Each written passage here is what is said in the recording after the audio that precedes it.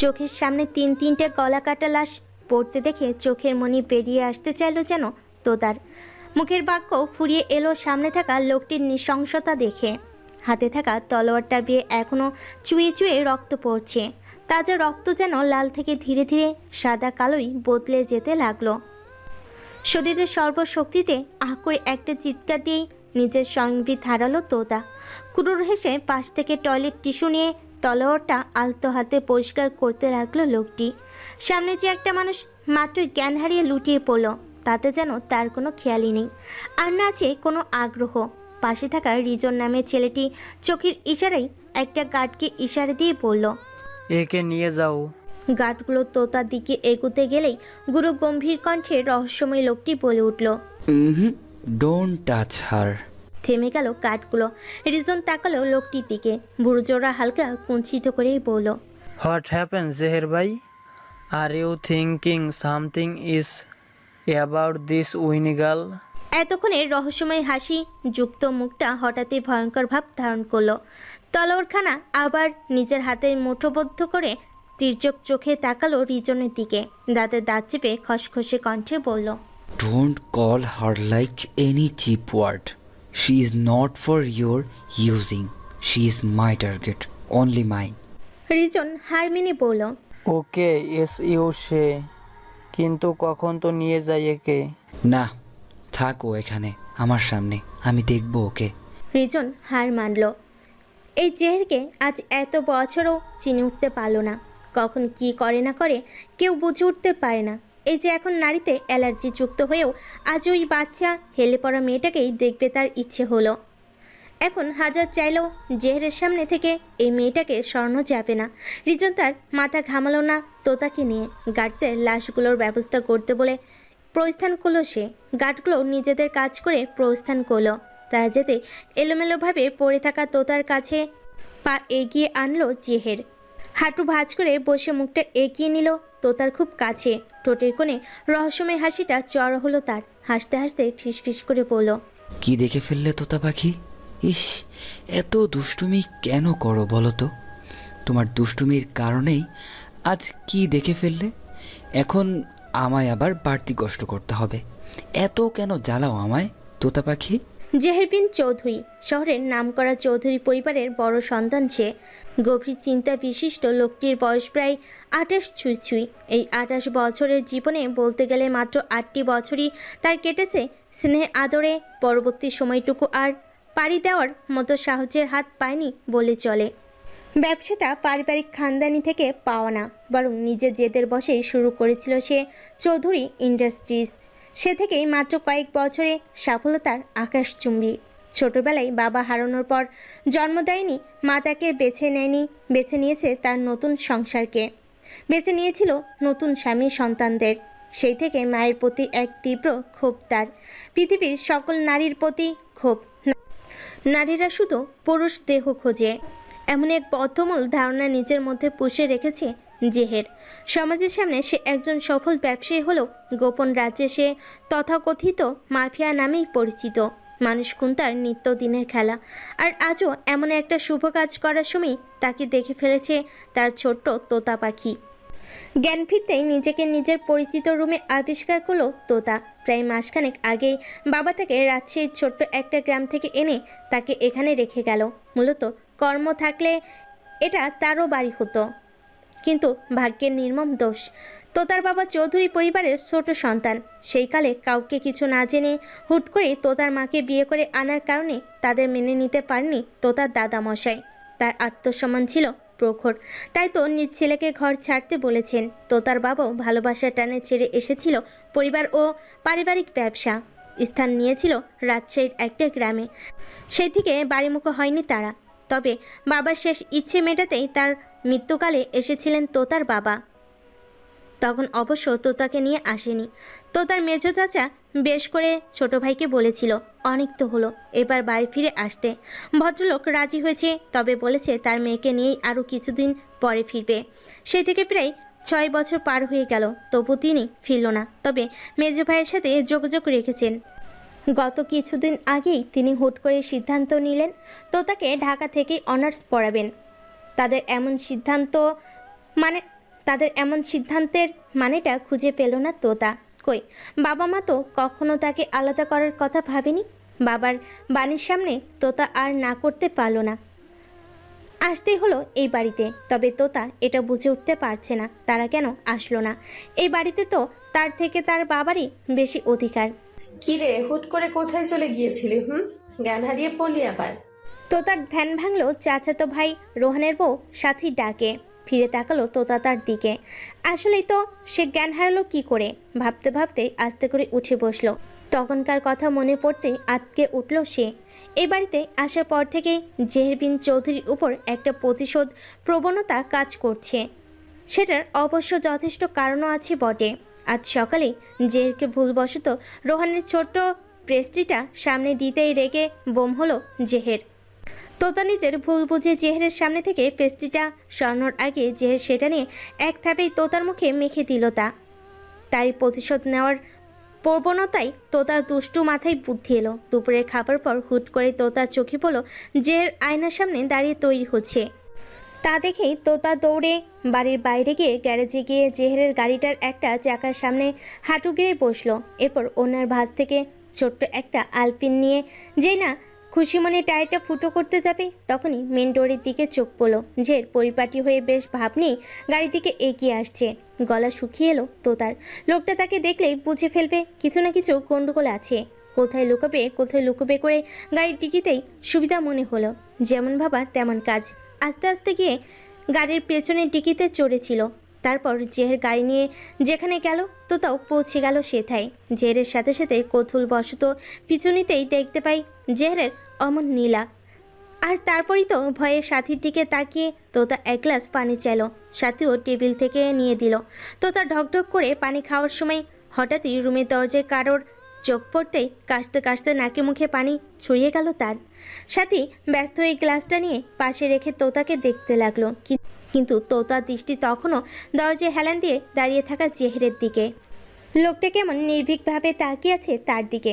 রেগে আছি নাকি না বুঝে উঠতে পারলো না তোতা। তার দৃষ্টি পর্যবেক্ষণ করে সাথীও তাকালো জেহেরের দিকে। জেহের চোখের ইশারায় তাকে যেতে বলল। রোহানের বিয়েটা আগে হলেও তাদের মধ্যে জেহেরই বড়। সাথী এসেছে ধরেই জেহেরকে দেখলেই ভয়ে তটস্থ থাকে সে। বলতে গেলে এবারের প্রত্যেকের মাঝেই জেহেরের প্রতি চাপা এক ভয় রয়েছে। তোতার দিকে একবার তাকিয়ে দৃষ্টি নামিয়ে ধীর পায়ে রুম ত্যাগ করলো সাথী। সে যেতেই জেহের আস্তে করে দরজাটা আটকালো। ভয়ে আত্মা যেন উড়ে যাচ্ছে তোতার। জেহেরকে টেবিলের ওপর থেকে ফল কাটার ছুরিটা হাতে নিতে দেখেই তোতলাতে বলে উঠল, জেহের ভাইয়া, আমাকে মারবেন না। আমার ভয় করছে খুব। জেহের ভাইয়া। কণ্ঠে যেন কথা আটকে আসছে তোতার। জেহের এগিয়ে বসলো তার পায়ের কাছে। ধীরে ধীরে পাতলা ব্ল্যাঙ্কেটের ভেতর নিজের হাতসহ ছুরিটা ঢোকাতেই তোতা তড়িৎ গতিতে পা খিঁচে নেওয়ার চেষ্টা করলো, কিন্তু পারল না। তার আগে জেহেরের হাতের মুঠোই তার একটি পা আটকে গেল। কাঁপতে থাকা পাটি চেপে ধরে আছে জেহের। কণ্ঠের তীব্রতা নেই বলেই চলে, তবে বেশ হুঙ্কারবিহীন ভয়ঙ্কর কণ্ঠে শুধালো, ওখানে কি করে পৌঁছালি? তোতা তত্তর করে সব বলে দিল শুরু থেকে শেষ পর্যন্ত। সবটা শেষেই ভয়ে ভয়ে বলল, আমার পা ছাড়ুন না ভাইয়া, ছুরি লেগে যাবে। জেহেরের দৃষ্টি গম্ভীর থেকে গম্ভীর হয়ে উঠল। দাদামা কণ্ঠে বলল, ঠিক করিসনি তুই, একদম ঠিক করিসনি। যা দেখেছিস ভুলে যা। আর যদি কাউকে বলিস তাহলে মনে রাখিস তোর মা বাবাকে আর চোখের দেখা দেখবি না, বলে রাখলাম। তোতা ভয়ে ভয়ে মাথা কাত করলো। যে পা ছেড়ে দিল তোতার। ছাড়তেই তোতা ব্ল্যাঙ্কেটের নিচ থেকে পা বের করে দেখতে লাগলো কোথাও কেটেছে কিনা। না, একটুও ছুরির আঘাত নেই। যে পেরিয়ে যেতে লাগলো। হঠাৎ আবার পেছন ফিরে তাকালো তোতার দিকে, বলল, আমার পেছনে লাগতে আসিস না, একদম জ্বলে পুড়ে ফস্য হয়ে যাবি তুই। ভার্সিটির যাওয়া আসা প্রথম দিকে রোহানের সাথে হলো। দুদিন যেতেই তোতার এক ফ্রেন্ড হয়ে গেল একদিনেরই। এদিকেই নাম তানহার সাথে যাওয়া আসার সুবিধা হয় তোতার নিজের রোহানকে বলেছিল আর কষ্ট করে তাকে দিয়ে আসা লাগবে না, তানহার সাথেই যাওয়া আসা করবে। রেডি হয়ে তাড়াহুড়ো করে বেরোতে নিলেই পেছন থেকে শক্ত কণ্ঠ ভেসে এলো মেছো চাচির। তোতাকে দাঁড়াতে বলে সে সটান দাঁড়িয়ে গেল। তোকে গতকাল সন্ধ্যায় বলেছিলাম ভোরে উঠে রান্নাটা করে রাখার জন্য, করলি না কেন? তোতা টেনে টেনে বলল। রান্না? কিন্তু আমি তো রান্না পারি না। বুড়োজোড়া বিরক্তিতে কুচকে এলো চাচির, বলল। থাকতি তো পাড়া গায়ে, রান্না পারিস না এটাও বিশ্বাস করতে বলছিস? তোতা ঠোঁট উল্টে বলল। রুহি আপু রান্না পারে চাচি? মানে কি? রুহিকে কেন টানছিস তুই? আর ও কেন রান্না করতে যাবে? আমি আমার মেয়েকে কখনো রান্নাঘরে যেতেও দেই না। তোতার মুখে ফুটে উঠল বিশ্বজয়ের হাসি, বলল। এক্স্যাক্টলি চাচি, তুমি তোমার মেয়েকে রান্নাঘরে যেতে দাও না, তাহলে ভাবছো কি করে আমার আম্মু আমাকে রান্না শিখিয়েছে? তোতা নামের সাথে বেশ মিল আছে তার। তোতা পাখির মতোই মুখের উপর পকপক করে কথা বলে দেয়। গ্রামে হয়েছে তো কি, বুলিটা বেশ আউড়িয়েছে। ভাবতে ভাবতেই সাথে তার দিকে তাকিয়ে মুখ টিপে হাসলো। বেশ হয়েছে, এই মহিলাকে অন্তত কিছু তো বলা উচিত। ততক্ষণে তোতার চাচি অর্থাৎ সাজেদা তেতে উঠে বলল। তুই আমার সাথে তোর ওই 2 টাকার মায়ের তুলনা করছিস? অশিক্ষিতর বাচ্চা। তোতা রাখলো না, বরং দুহাত কোমরে গুজে দিয়ে চোখ ছোট ছোট করেই বলল। 2 টাকার বলতে কি বোঝাচ্ছো তুমি? আর আমি কোনো অশিক্ষিতের বাচ্চা নই। আমার বাবা যথেষ্ট শিক্ষিত, আর আমার মাও হায়ার এডুকেটেড, আর আমার নানা বাড়িতে অঢেল সম্পদ। যদিও যোগাযোগ নেই, তাও আছি তো। শুনলাম তোমার পরিবার না অসচ্ছল ছিল? এই মেয়ে, বেশি কথা বলছিস তুই কিন্তু। আল্লাহ মুখ দিল তো কথা বলার জন্য, তাই কথা বলি। শরীরের সকল অঙ্গের ব্যবহার সঠিকভাবেই করতে হয়, জানো না? আচ্ছা যাই হোক, দেরি হচ্ছে আমার, যাই। অযথা তর্কের মুড নেই এখন। বলে তো তাও ঘুরে চলে যেতে লাগলো। পেছন থেকে সাথী চেঁচিয়ে বলল। এই তো তার নাস্তাটা তো করে যা। তোতা তো উচ্চস্বরে বলে উঠল। পেট ভরে গেছে ভাবি, আমারও আর চাচিরও। বাড়ির সদর দরজা পেরিয়ে থেমে গেল তোতা। চোখ বন্ধ করে বড়সড় এক নিঃশ্বাস ফেলে বাবার নম্বরে কল করলো।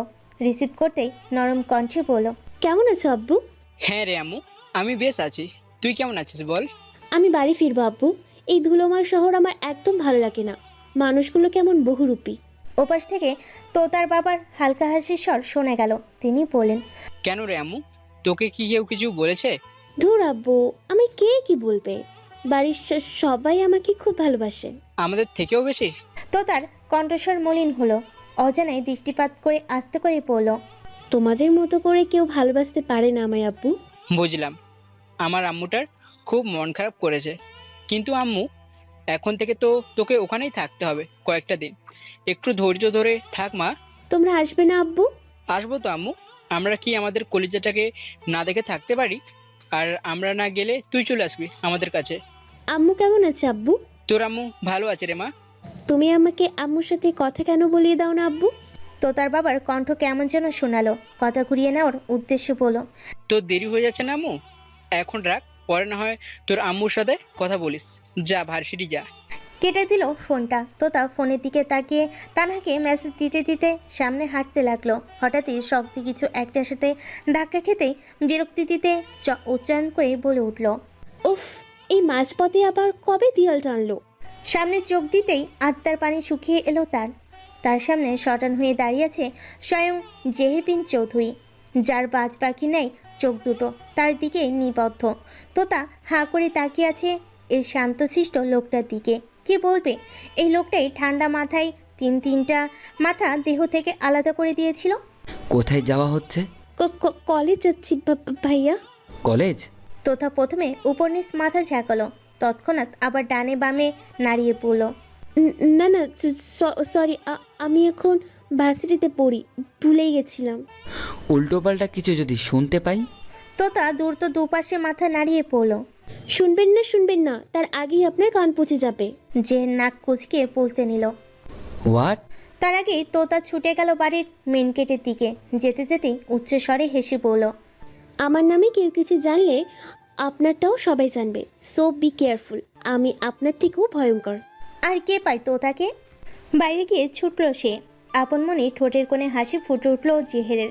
পকেট থেকে ফোন বের করে রিজনকে কল করে বলল।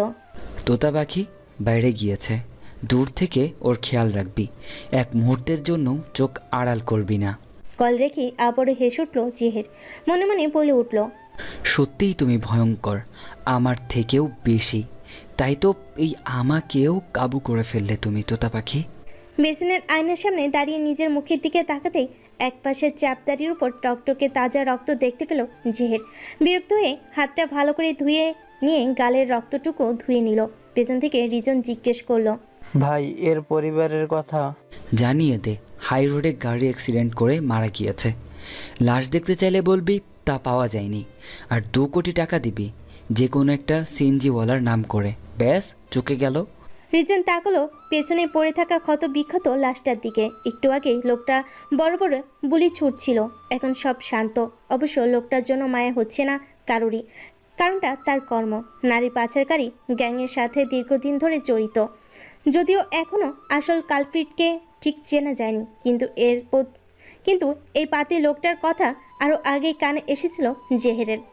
একবার সতর্কও করেছিল, তবে সেটা গায়ে মাখিনি লোকটা। তাই তো আজ এই অবস্থা। ওশান নামের আরেকটা লোক এসে দাঁড়ালো জেহেরের সামনে, বলল, ভাই তোমার ইনভিটেশন কার্ড এসেছে। জেহের টিস্যু দিয়ে হাত মুখ মুছতে মুছতে জিজ্ঞেস করলো, কিসের ইনভিটেশন? এসডি সেন্ট ইউনিভার্সিটি থেকে নবীন সাংস্কৃতিক অনুষ্ঠানে তোমাকে চিফ গেস্ট হিসেবে চাইছে। জেহের সাথে সাথেই বলল, না, সময় নেই, মানা করে দে। ওশান মাথা কাত করে বলল। ওকে। জেহের হঠাৎ কিছু একটা মাথায় আসতে জিজ্ঞেস করলো, ওয়েট, কি নাম বললি? SD Saint university. জেহের ভাবলো কিছু একটা, একটু পরেই বলল, অনুষ্ঠান কবে? আগামীকাল। ঠিক আছে, বলে দিস, আমি যাব। নিজের সমস্ত কাজ শেষ করে সন্ধ্যার পর বাড়ি ফিরল জেহের। দোতলার একদম কোণার ঘরটা তার জন্য বরাদ্দ করা। নিজের রুমের সামনে আসতেই কিছু একটা শব্দ পেল সে। একটুখানি দাঁড়িয়ে চোখ ঘুরিয়ে চারিদিক পর্যবেক্ষণ করে নিল সে। এরপর আস্তে ধীরে রুমে ঢুকে দরজাটা লক করে দিল ভেতর থেকে। নীরবে হাতের ঘড়ি খুলে রাখলো। গায়ের শার্টটা খুলে বিছানার কোণে রেখে দিয়ে টাওয়াল আর একটা টাউচা নিয়ে ওয়াশরুমের দিকে যেতে নিয়ে আবার থেমে গেল। কিছু একটা ভেবে ক্যাবিনেট থেকে একটা স্টিলের তালা নিয়ে ভেতর থেকে দরজায় মেরে দিল। চাবিটা হাতে নিয়ে ওয়াশরুমে ঢুকে গেল। ওয়াশরুমে দরজা বন্ধ হওয়ার শব্দ পেয়েই টেবিলের নিচ থেকে মাথাটা হালকা বের করে উকি দিল তোতা। না, লোকটা নেই। দ্রুত টেবিলের নিচ থেকে বের হয়ে দরজার কাছে ছুটে গেল। কিছুক্ষণ টানাটানি করার পর চোখে পড়ল তালাটি। মুখটা কাদো কাদো হয়ে এলো তার। এখন কি করবে? বের হবে কি করে? কি একটা লোক, শয়তানটা ভেতর থেকেই তালা মেরে দিল। তাহলে কি বুঝে গেল আমি যে তার রুমে? না, চাবিটা খুঁজতে হবে। ভেবে সারা রুমে ছোটোখাটো জায়গাগুলোতে চোখ বোলাতে লাগলো তোতা। খোঁজার এক পর্যায়ে খাটের কোণা থেকে জেহেরের খুলে রাখা শার্টটা একটু উল্টাতেই চোখে পড়ল শার্টে থাকা ছোপ ছোপ রক্তের চিহ্ন। হুট করে হাত দুটি কাঁপতে লাগলো তোতার। আনমনে কাঁপা কাঁপা কণ্ঠে বলে উঠল, জেহের ভাইয়া, আবার কাউকে? কি করছিস তুই আমার ঘরে? ভারী কণ্ঠের আওয়াজ পেয়ে কেঁপে উঠল তোতা। হাত থেকে শার্টটা খসে পড়ে গেল। জেহেরের দিকে ঘোরার সাহসটা তার হয়ে উঠছে না ঠিক, কিন্তু এভাবে তো আর বেশিক্ষণ টিকতে পারল না সে। যে নিজেই তার বাহু টেনে নিজের দিকে ঘোরালো। মাত্রই গোসল নিয়েছে সে, যাতন মাথা থেকে টুপ টুপ জল গড়িয়ে পড়ছে এখনও তার। তোতার দৃষ্টি আটকায় সেখানটায়। লোকটার ভেজা চুলগুলোর কারণে একদমই চকলেট লাগছে। আচ্ছা, ওনাকে কি খাওয়া যাবে? ভাবনা ছেদ পড়ল নিজের গায়ে পরিধানরত জামায় টান লাগায়। সাথে জেহেরের কণ্ঠ, আমার ড্রেস কেন ধরেছিস তুই? এখন আমিও একই কাজ করি। তোতা তৎক্ষণাৎ হাতটা চেপে ধরল জেহেরের। কম্পমান কণ্ঠে শুধালো, জামা কেন টানছেন ভাইয়া? ছিঁড়ে যাবে তো। জের টানলো না আর তোতার জামা হাত ছেড়ে দিয়ে প্রশ্ন করলো। এই রুমে কি? তোতার কানে যেন কথাটা যায়নি, উল্টো নিজেই প্রশ্ন ছুলো। আপনি আজও কাউকে মেরে? জের একবার এগোতেই থমকে গেল তোতা। কেন এলি এখানে? গুরুগম্ভীর কণ্ঠে বিপরীত কেঁপে উঠল তোতার ছোট্ট দেহখানি। দু চোখ খিচে বন্ধ করে আওড়ালো, আপনার স্টাডি টেবিলে হুমায়ুন আহমেদের একটি বই দেখেছিলাম, সেটাই খুঁজতে এসেছি, কিন্তু সেটা নেই। তাহলে চোরের মতো লুকিয়েছিলি কেন? কথাটা বেশ যেন সম্মানে লাগলো তোতার। একটু সপাক্ষিক সুরে বলল, আমি চোর না। তুই চোর, ভয়ঙ্কর ধাঁচের চোর তুই। তোতার চোখ টইটুম্বর। বারবার এত জোর দিয়ে চোর কেন বলছে লোকটা? সামনে একটা বই তো নিতে এসেছিল শুধু। দেখুন, আমি শুধু একটা বই নিতে এসেছিলাম, পড়া শেষ হলেই আবার ফিরিয়ে দিতাম। এটাকে চুরি বলে না। আমি কখন বললাম তুই বই চোর? তাহলে আর তো কিছু নেই আপনার। মিথ্যা বলবি না একদম। সত্যি আমি কিছু নেইনি। কোন বই? হ্যাঁ। হুমায়ুন আহমেদের কোন বই? ও, বৃষ্টি ও মেঘমালা। জের এগিয়ে গেল স্টাডি টেবিলের পাশে। সাদা একটা পর্দার সামনে এক হাতে টান দিয়ে পর্দাটা সরাতেই ভাসমান হলো বড় সাইজের বুক সেলফটা, যেটাই কানে বইয়ে ভর্তি। সেখান থেকে বৃষ্টি ও মেঘমালা বইটি হাতে নিতে নিতে বলল জেহের। একটু ভালো করে খুঁজলেই পেয়ে যেতি। আমি কি জানতাম নাকি আপনি এভাবে পর্দার আড়ালে এত এত বই লুকিয়ে রেখেছেন? জেহের উত্তর দিল না, নিশ্চুপ এসে বইটি হাতে ধরিয়ে দিল তোতার। তোতা উকি চুকি মেরে মিনমিনিয়ে বলল, ওই বইটা নিতে পারি? তোতার আঙ্গুলের ইশারা অনুযায়ী জেহের প্রেম মাতাল বইটি বের করলো। তোতা বেশ খুশি হলো জেহেরের কাণ্ডে। জের এগিয়ে দিল বইটি তোতার দিকে, কিন্তু তোতা যখনই সেটি হাতে নিতে যাবে তার আগে জের সেটা সরিয়ে ফেলল। কিছু একটা ভেবে বলল, এটা দেওয়া যাবে না। কেন? এটা পরে পড়িস, আমি সহ পড়ব একসাথে। এবার বের হ। তোতার মুখটা পাংশুটে হয়ে গেল। কিছুটি না বলে একটা বই নিয়ে এগিয়ে গেল দরজার কাছে।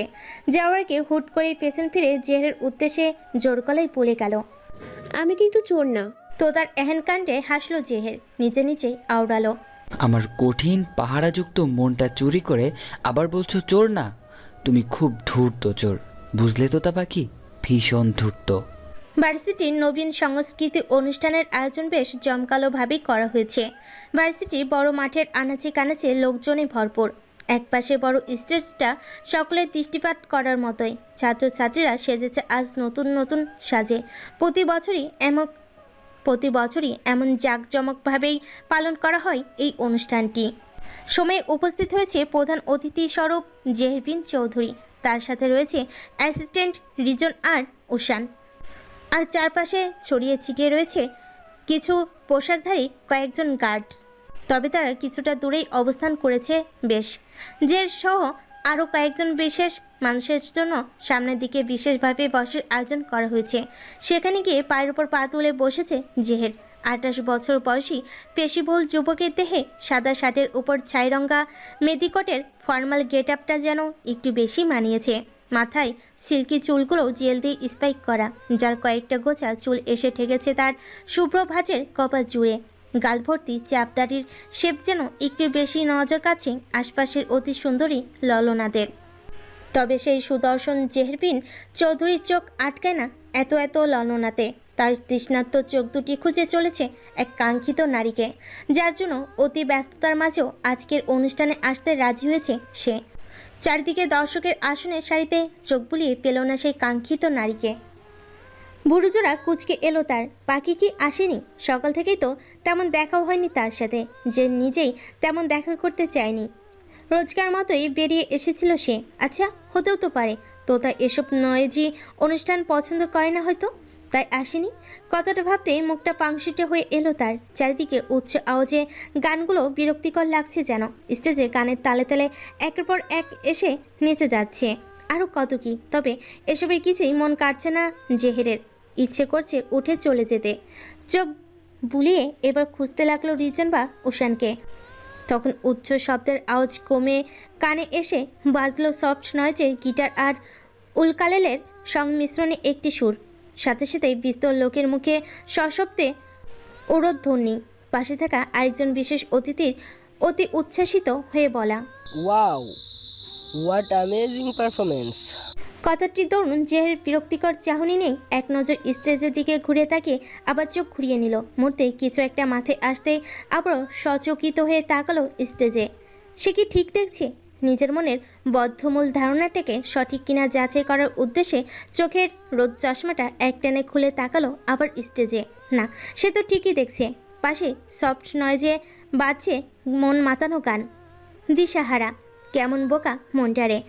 আর তারই তালে তালে মিলিয়ে নাচছে শুভ্র আকাশ শোভিত তোতা পাখি। পরে তার হালকা আকাশি রঙের শাড়ির সাথে মিলিয়ে সিম্পল সাদা ব্লাউজ। মাথার চুলগুলো বড় আকারে খোপা করে সেটাই সাদা কামিনের গাছরা মোড়ানো। চোখ ধাঁধানো সৌন্দর্য যেন ভর করেছে স্টেজের মাঝখানে দুলতে থাকা পাখিটির মধ্যে। ঠোঁটের কোণের মিষ্টি হাসিটি যে কারোর মন কেড়ে নেওয়ার জন্য যথেষ্ট। দেহের দোলন ভঙ্গি যেন বুঝতেই দিচ্ছে না নাচের তালটি তার তুলে রাখা। মনে হচ্ছে যেন এক টুকরো শুভ্র আকাশ জমিন এসে মনের তালে সুর বিলাস করছে। এতক্ষণে বিরক্ত উবে গিয়ে একরাশ মুগ্ধতা বিরাজ করছে জেহেরের মুখে। দৃষ্টি আটকে আছে তার সেই তোতা পাখির দিকে। না পড়ছে পলক আর না সরছে এদিক ওদিক। নাচ শেষ হতেই চারিদিকে হাততালিতে ফেটে পড়ল। তত এক পাশ দিয়ে নেমে দাঁড়ালো স্টেজ থেকে। সে নামতে তাকে উচ্ছ্বাসে জড়িয়ে ধরল তানহা, সাথে আরও কয়েকজন মেয়েও। কয়েকজন ছেলেও তোতাকে সংবর্ধনা জানাচ্ছে। সবটা দূর থেকে পরখ করছে জেহেরের বাজ পাখির মতো দুটি চোখ। একটি জিনিস খেয়াল করতেই ভুরুজোড়া কুচকে এলো তার। তবুও দৃষ্টি সরালো না তোতার দিক থেকে। সাথে এক ঝাঁক রাগ উগরে এলো তোতার প্রতি। কই, বাড়ির কাউকে তো জানেনি তার ছেলে বন্ধু হয়ে গেছে এই কয়েকদিনে, তাও একজন না, দুজন না, এতজন। এদের সাথে তোতার এত কথা সহ্য হচ্ছে না জেহেরের।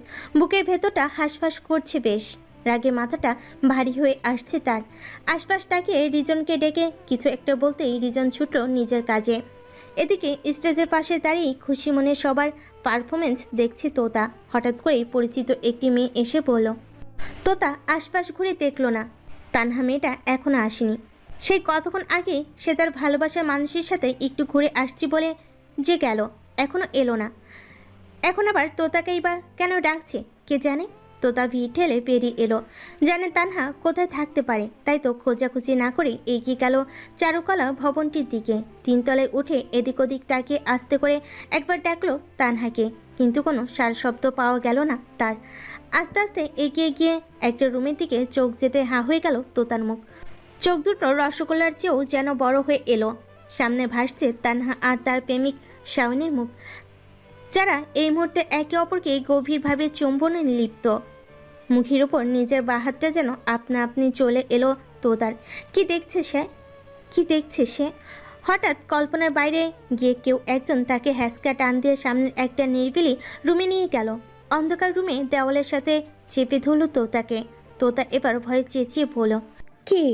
সাথে সাথে একটা পুরুষালী ঠান্ডা হাত এসে ছুঁয়ে দিল তোতার উন্মুক্ত কোমরে। কেঁপে উঠল তোতা। ভয়ে তোতা আরও কিছু বলতে যাবে তার আগে ওয়াইনি ভয়েসে জেহের বলে উঠল, লুকিয়ে লুকিয়ে বান্ধবীর রোমান্স দেখতে লজ্জা করে না তোর? ভয় তো কিছুটা যেন কমল তোতার। প্রশান্তির স্বরে বলল, জেহের ভাইয়া আপনি? ভয় পেয়ে গেছিলাম। আবার জেহের সেই মাতাল করা স্বরে বলে উঠল, এখন ভয় লাগছে না? এখন কেন ভয় লাগবে? এটা তো আপনি। জেহের আস্তে করে নিজের হাতটা দিয়ে স্লাইড করলো তোতার কোমরে, বলল, এখনো লাগছে না? কেঁপে উঠল তোতা। এবার যেন সত্যি ভয় লাগছে তার। জেহের ভাই এসব কি করছে?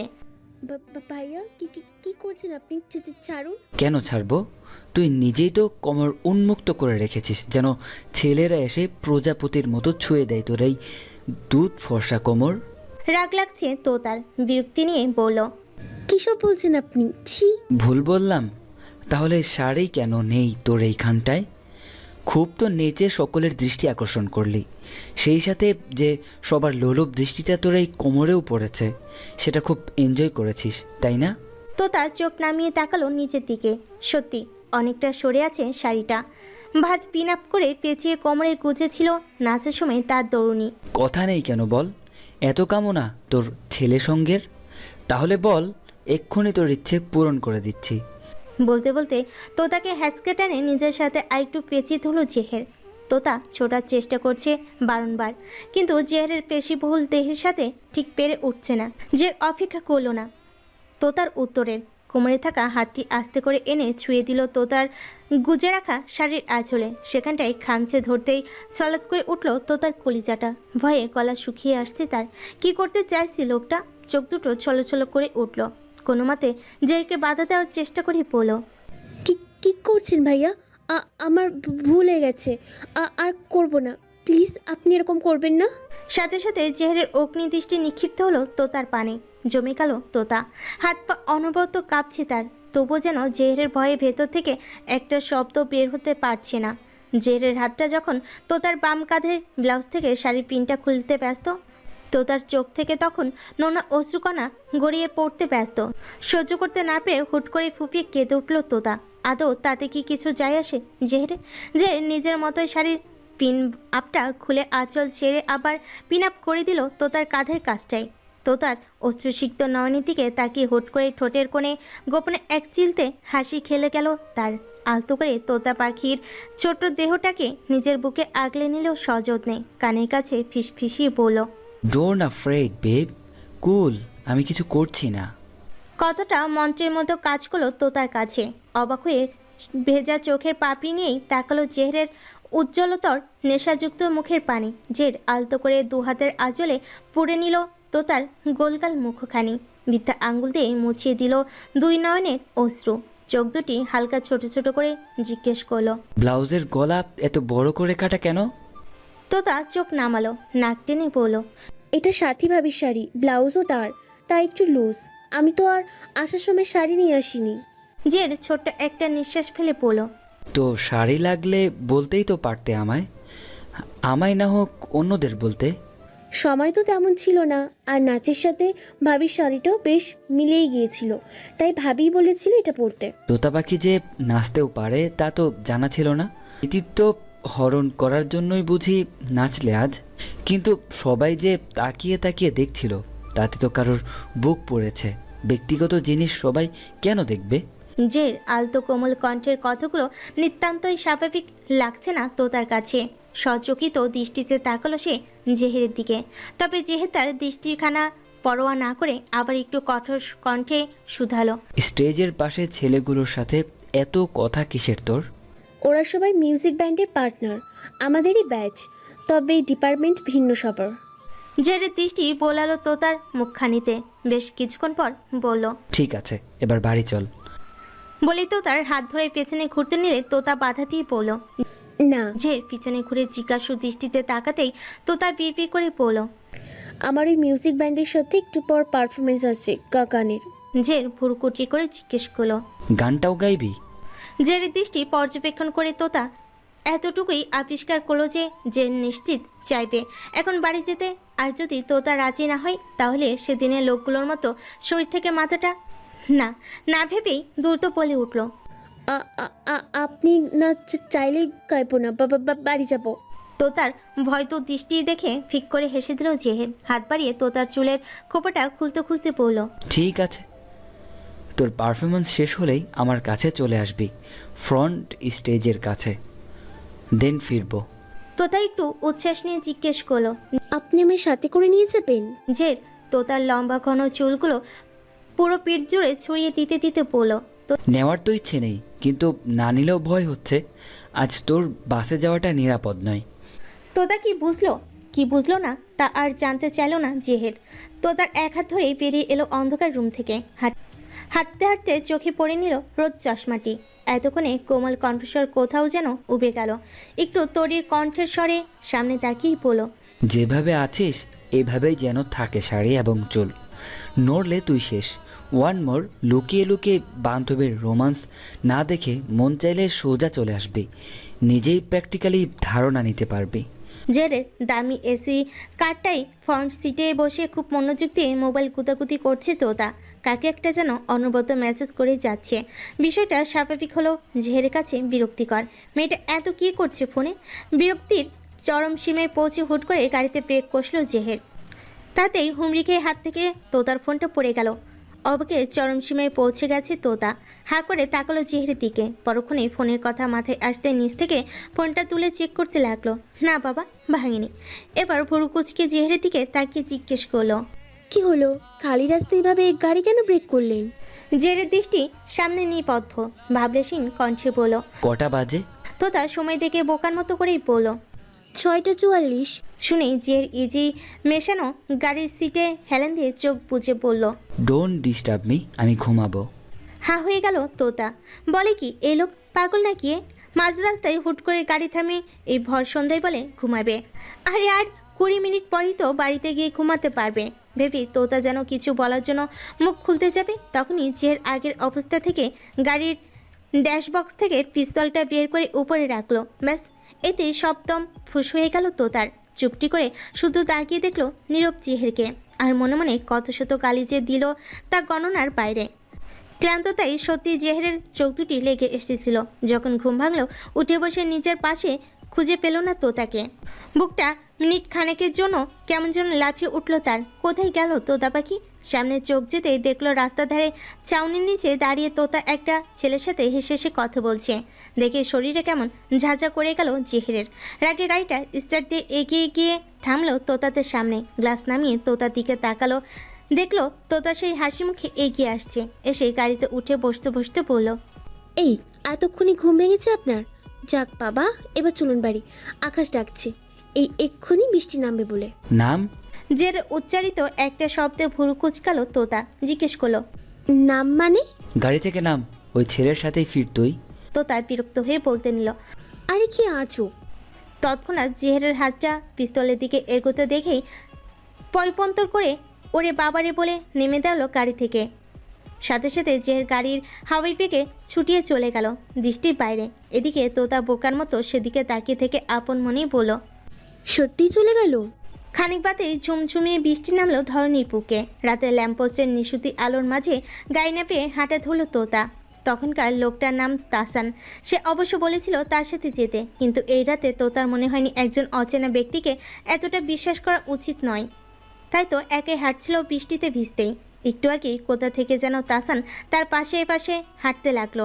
তোতা তাকে খেয়াল করতে সে হেসে বলল, তুমি বারণ করছো ঠিক, কিন্তু রাস্তাটা তো সবার, আমি এমনিই হাঁটছি। তাসানের কথার ধরন থেকে হালকা হাসলো তোতা। তখনই সামনে থেকে শাসা আওয়াজ তুলে আবারও এসে থামলো জেহেরের গাড়িটা। ভাবগতি তার বোঝা যাচ্ছে না ঠিক। ঠাস করে ফ্রন্ট সিটের দরজা খুলে তোতাকে বলল, গাড়িতে উঠ। তোতা হুট করে হেসে ফেল। চোখ দুটো ছোট ছোট করে জেহেরের দিকে তাকিয়ে পড়ল। দেখলেন তো, ঠিকই আমায় নিয়ে এলেন আবার, মাঝখান দিয়ে আমি ভিজতে হলো বৃষ্টিতে। তোতার মজাদার কথার বিনিময়ে জেহের কাট কাট স্বরে বলল, গাড়িতে উঠ বলছি। তোতা একটু মনে ভয় পেল। ঢোক গিলে দ্রুত উঠে বসলো গাড়িতে। সে উঠতে দেরি জের গাড়ি দ্রুত গতিতে টানতে দেরি নেই। গাড়িটার বাড়ির রাস্তার ঠিক উল্টো পথে যাচ্ছে দেখে তোতা ভুরু কুচকে প্রশ্ন করলো, আরে আরে, এটা তো বাড়ির পথ না, ওদিকে কোথায় যাচ্ছেন? জের উত্তর দিল না। অগ্নিমূর্তি নাই চোখ দুটি নিক্ষিপ্ত তার সামনে। মনের ভাবগতি পরখ করার মতো না। তোতা আবার শুধালো, কি হলো, কিছু বলছেন না কেন? এবার জের নিশ্চুপ, বরং গাড়ির স্পিডটা আরও দ্বিগুণ পরিমাণে বাড়িয়ে দিল। রাতের রাস্তায় ঝুম বৃষ্টির তোপে সামনের পথ দেখা মুশকিল। তার উপর হাই রোডে বড় বড় ট্রাক গাড়িগুলো ছুটছে অসীম গতিতে।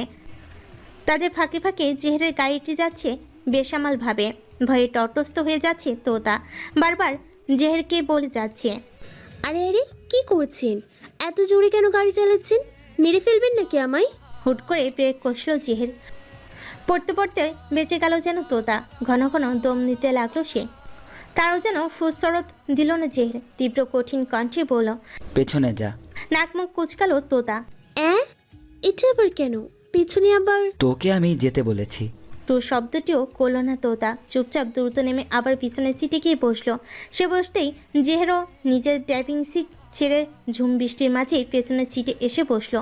তোতা কিছু জিজ্ঞেস করতে যাবে, তার আগে জেহের কেমন যেন নেশাতুর হয়ে মুখ ডোবালো তোতার ঘাড় গলা সংলগ্ন উন্মুক্ত অংশে। মুহূর্তে শরীরের রন্ধে রন্ধে শিহরণ বয়ে গেল তোতার।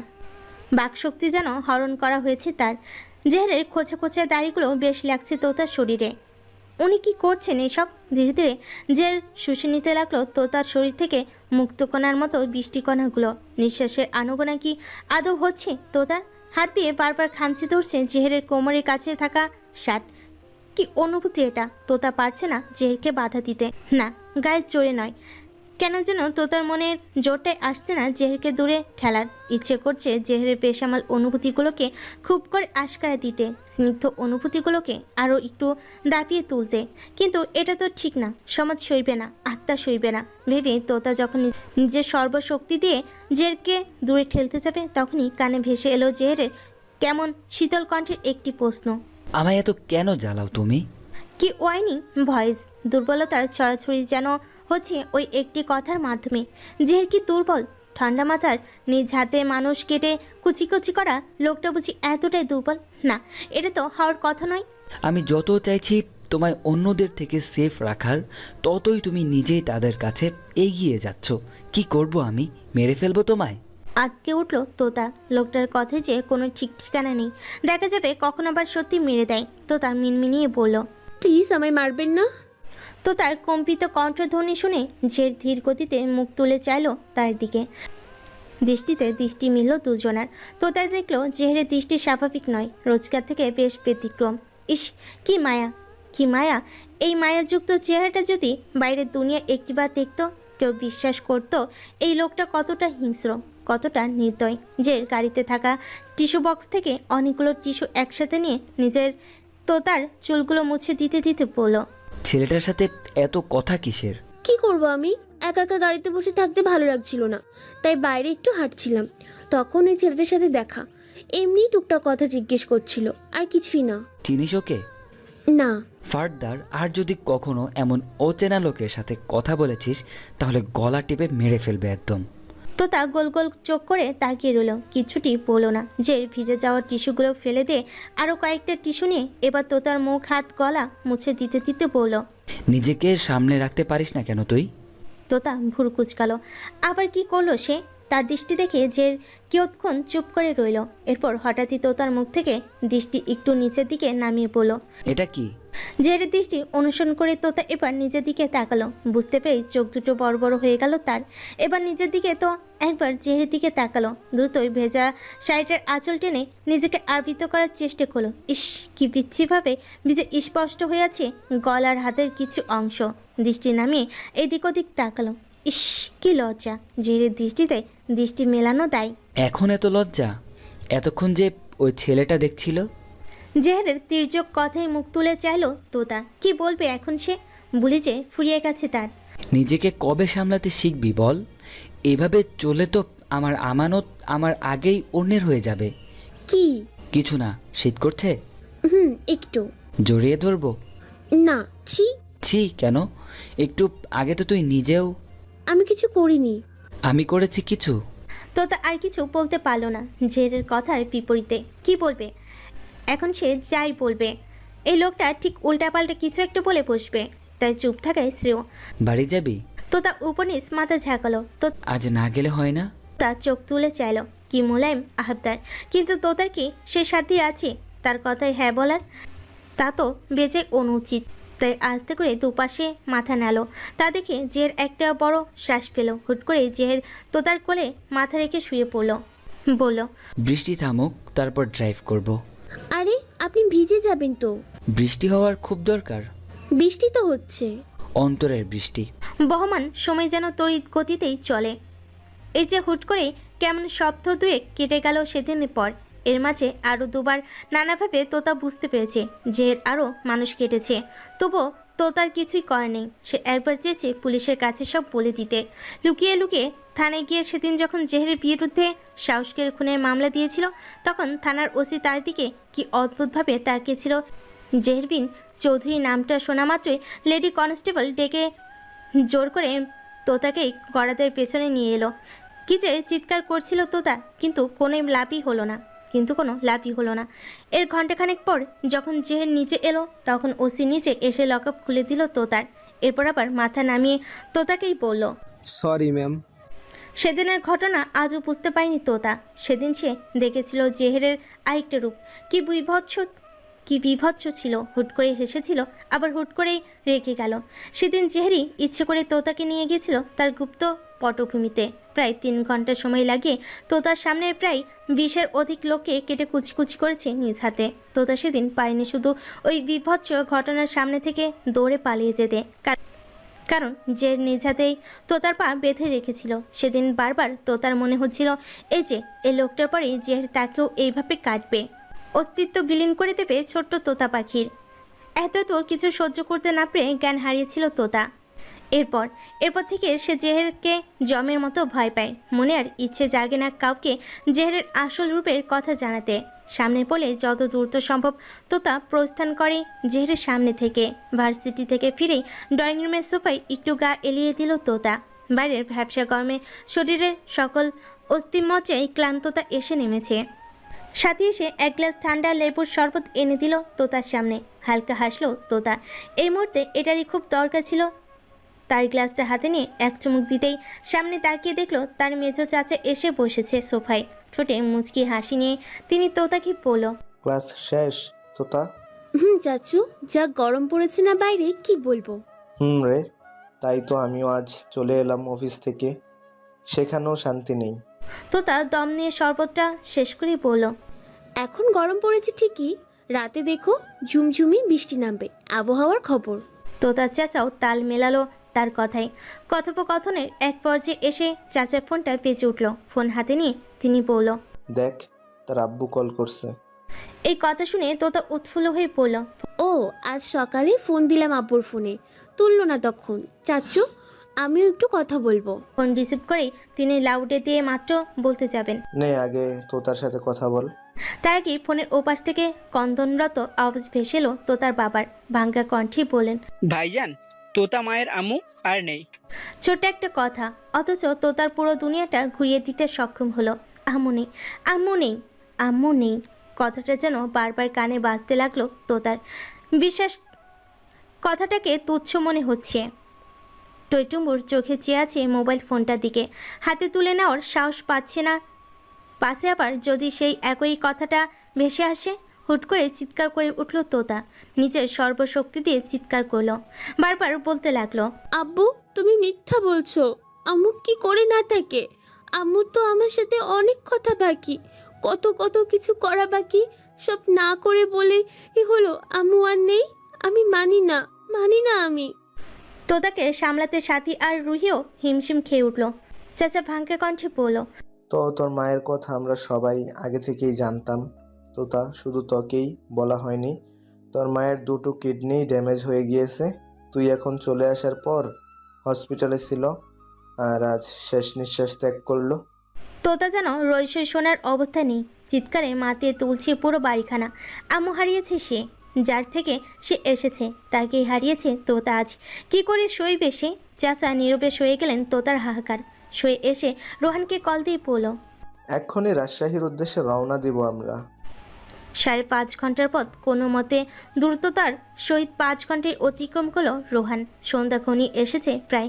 রাজশাহীর সুন্দর প্রতিবারই নিজের এলাকার মন মাতানো সৌন্দর্য দেখে মুগ্ধ হয় তোতা। যে আসে তাতে এটা ওটা দেখায়, কিন্তু আজ আর তার মুগ্ধ হওয়ার জো নেই। চোখের সামনে আজ শহর গ্রামের সম্মিলিত সৌন্দর্য নয়, বরং বারবার করে আম্মুর হাসি মুখটা ভেসে উঠছে। আর যে কিছুর হদিস নেই আজ। শহর ছড়িয়ে 9:30 ঘেরা গ্রামের মধ্যে এসে পরিচিত বাড়িটির সামনে থামলো তোতাদের গাড়ি। গাড়ি থামতে দেরি তোতার বাড়ির ভেতর ছুটে আসতে দেরি হলো না। আশপাশের লোকজনে ভরপুর বাড়িখানা। বাড়ির উঠোনে জটলা পাকিয়ে আছে কত মানুষজন। সে জটলা ডিঙ্গিয়ে ভেতরে প্রবেশ করলো কান্নারত তোতা। তোতাকে এভাবে ছুটে আসতে দেখে বুকের ভেতরটা সেট করে উঠল জেহেরের। সে আরও আগেই এসে সামলেছে এই দিকটা, নিজেকে প্রস্তুত করেছিল তোতা পাখিকে সামলাবে বলে, কিন্তু মেয়েটার একই অবস্থা, এলোমেলো, সবটা এলোমেলো ঠেকছে যেন। জেহের তা কল্পনা করেনি মেয়েটা এতটা ভেঙে পড়েছে। নিজেকে সামলে নিল জেহের। না, তাকে শক্ত থাকতে হবে এবং তোতাকেও নিজের সামলে নিতে হবে, এটা যত দ্রুত হোক না কেন। জটলা ঠেলে যখন তোতা পুরোপুরি সামনে এসে দাঁড়ালো, তখন চোখের সামনে কাফনে মোড়ানো লাশগুলো দেখার সাথে সাথে আকাশে বজ্রপাত হলো হুঙ্কার দিয়ে। তারই সাথে সাথে যেন বৃষ্টিবিহীন তাণ্ডব চলো তোতার মন মস্তিষ্ক জুড়ে। আর কত সইবে সে? এতটা কি করে সইবে? পালো না তো তোতা। মুখ থেকে একটা শব্দ বের হলো না তার। হঠাৎ করেই দুলে উঠল তার পৃথিবী। নিজের ভরার সামলে রাখতে না পেয়ে ঠাস করে লুটিয়ে পড়ল মাটিতে। বহমান নদীর মতো আঁখি দুটিও নিভে এলো প্রদীপ শিখার মতো। মায়ের মৃতদেহটি হসপিটাল থেকে নিয়ে আসার সময় অতিরিক্ত দুশ্চিন্তার কারণে অ্যাম্বুলেন্সেই মেজর হার্ট অ্যাটাক হয় তোতার বাবার। অ্যাম্বুলেন্সের ভেতরেই ওই মুহূর্তে আর কেউ উপস্থিত না থাকায় সাথে সাথেই কোনো প্রকার চিকিৎসাও দেওয়া হলো না তাকে। অ্যাম্বুলেন্সটি যখন বাড়িতে এসে থামলো, তখন গ্রামের বাকিদের চোখে পড়ল অ্যাম্বুলেন্সের ভেতর লুটিয়ে পড়ে থাকা তোতার বাবাকে। তড়িঘড়ি করে হসপিটালে নিয়ে গেলেও শেষ রক্ষাটা আর হলো না। তিনিও ঢলে পড়লেন মৃত্যুর কোলে। কথাটা ঠিকই গাড়িতে থাকা অবস্থায় তোতার চাচার কানে গিয়েছিল। বড় ভাইয়ের পর এবার ছোট ভাইটাও তাকে একরাশ দুঃখ দিয়ে বিদায় নিল পৃথিবী থেকে। অন্তরের কষ্টে কান্নারা যখনই উপচে পড়তে নিবে, তখনই গাড়িতে বসে কাঁদতে থাকা তোতার পানে যে ভেতরে রেখে দিল কথাখানা। দ্বিতীয় দফায় মেয়েটাকে কষ্ট দেওয়ার সাহস হলো না তার। ভাবলো একেবারে বাড়ি ফিরে গিয়েই সবটা জানুক। জ্ঞান ফিরতে কথাগুলো কানে এলো তোতার। সে কোথায় আছে তা জানার আগ্রহ হলো না, শুধু অভিনব করলো সে একটা মানুষের বক্ষস্থলে রয়েছে। কারোর বুকের ভেতরের হৃৎপিণ্ডটার ধুকপুক ধুকপুক আওয়াজ কানে এসে লাগছে। সেই মানুষটা যে সযত্নে তার মাথায় হাত বুলিয়ে দিচ্ছে তা বুঝতে পারল, কিন্তু মুখ তুলে আর দেখতে ইচ্ছে করলো না মানুষটির মুখ। তার দৃষ্টি আটকে রইল ঝুম বৃষ্টিতে ভিজতে থাকা সাদা কাপড়ে মর্ণ নিজের আম্মু আর আপুর নিথর শরীর দুটিতে। কি দারুণ বৃষ্টি বিলাস করছে দুটোর দেহ পাশাপাশি। তোতা তো ছিল তাদের মধ্যমণি। আচ্ছা, আজ কেন তোতার প্রাণ পাখিটা এত স্বার্থপরতা করলো? কেন আজ প্রাণবিহীন দুটি মানুষের মধ্যমণি হয়ে সেও বৃষ্টি বিলাস করতে পারছে না? কানে আসছে কতজনের কথা। আলোচনা চলছে তোতার বাবা মায়ের দাফন করা নিয়ে। চাচারা উদ্যত হয়েছে তাদের কবর ঢাকার বাড়ির কবরস্থানে দিতে। তা শুনি তোতা আগের মতো থেকে নির্জীব কণ্ঠে বলল, আব্বু, আম্মুর কবর এখানেই হবে, পুকুর পাড়ের ধারে, বাস ঝাড়ের নিচে। এতক্ষণ কথায় ব্যস্ত থাকে কেউ বুঝতে পারেনি কখন তোতার জ্ঞান ফিরেছে। এখন তোতার কণ্ঠ শুনে সবাই উদ্বিগ্ন হয়ে তাকালো তোতার দিকে। বিবর্ণ মুখশ্রী মেয়েটা এখন আর কিছুক্ষণ আগের মতো চিৎকার দিয়ে কাঁদছে না। কেমন যেন শান্ততা ঘিরে ধরলো তাকে। উঠোনে নিবদ্ধ চোখ দুটি যেন সৌন্দর্য নেই। জের যখন নিজের বুকে লেপ্টে থাকা তোতার কোন মুখশ্রীর দিকে তাকিয়ে কোমল কণ্ঠে একবার ডাকলো, তোতা পাখি। তবুও তোতা চেয়ে দেখলো না তাকে, দেখতেও চাইলো না সে কারোর শরীরের সাথে লেপ্টে পড়ে আছে। শুধু বলল, আব্বুর এই জায়গাটা অনেক প্রিয়। সময় পেলেই বাঁশঝাড়ের নিচে বসে শীতল হাওয়া গায়ে মাখিয়ে ছিপ ফেলে মাছ ধরত।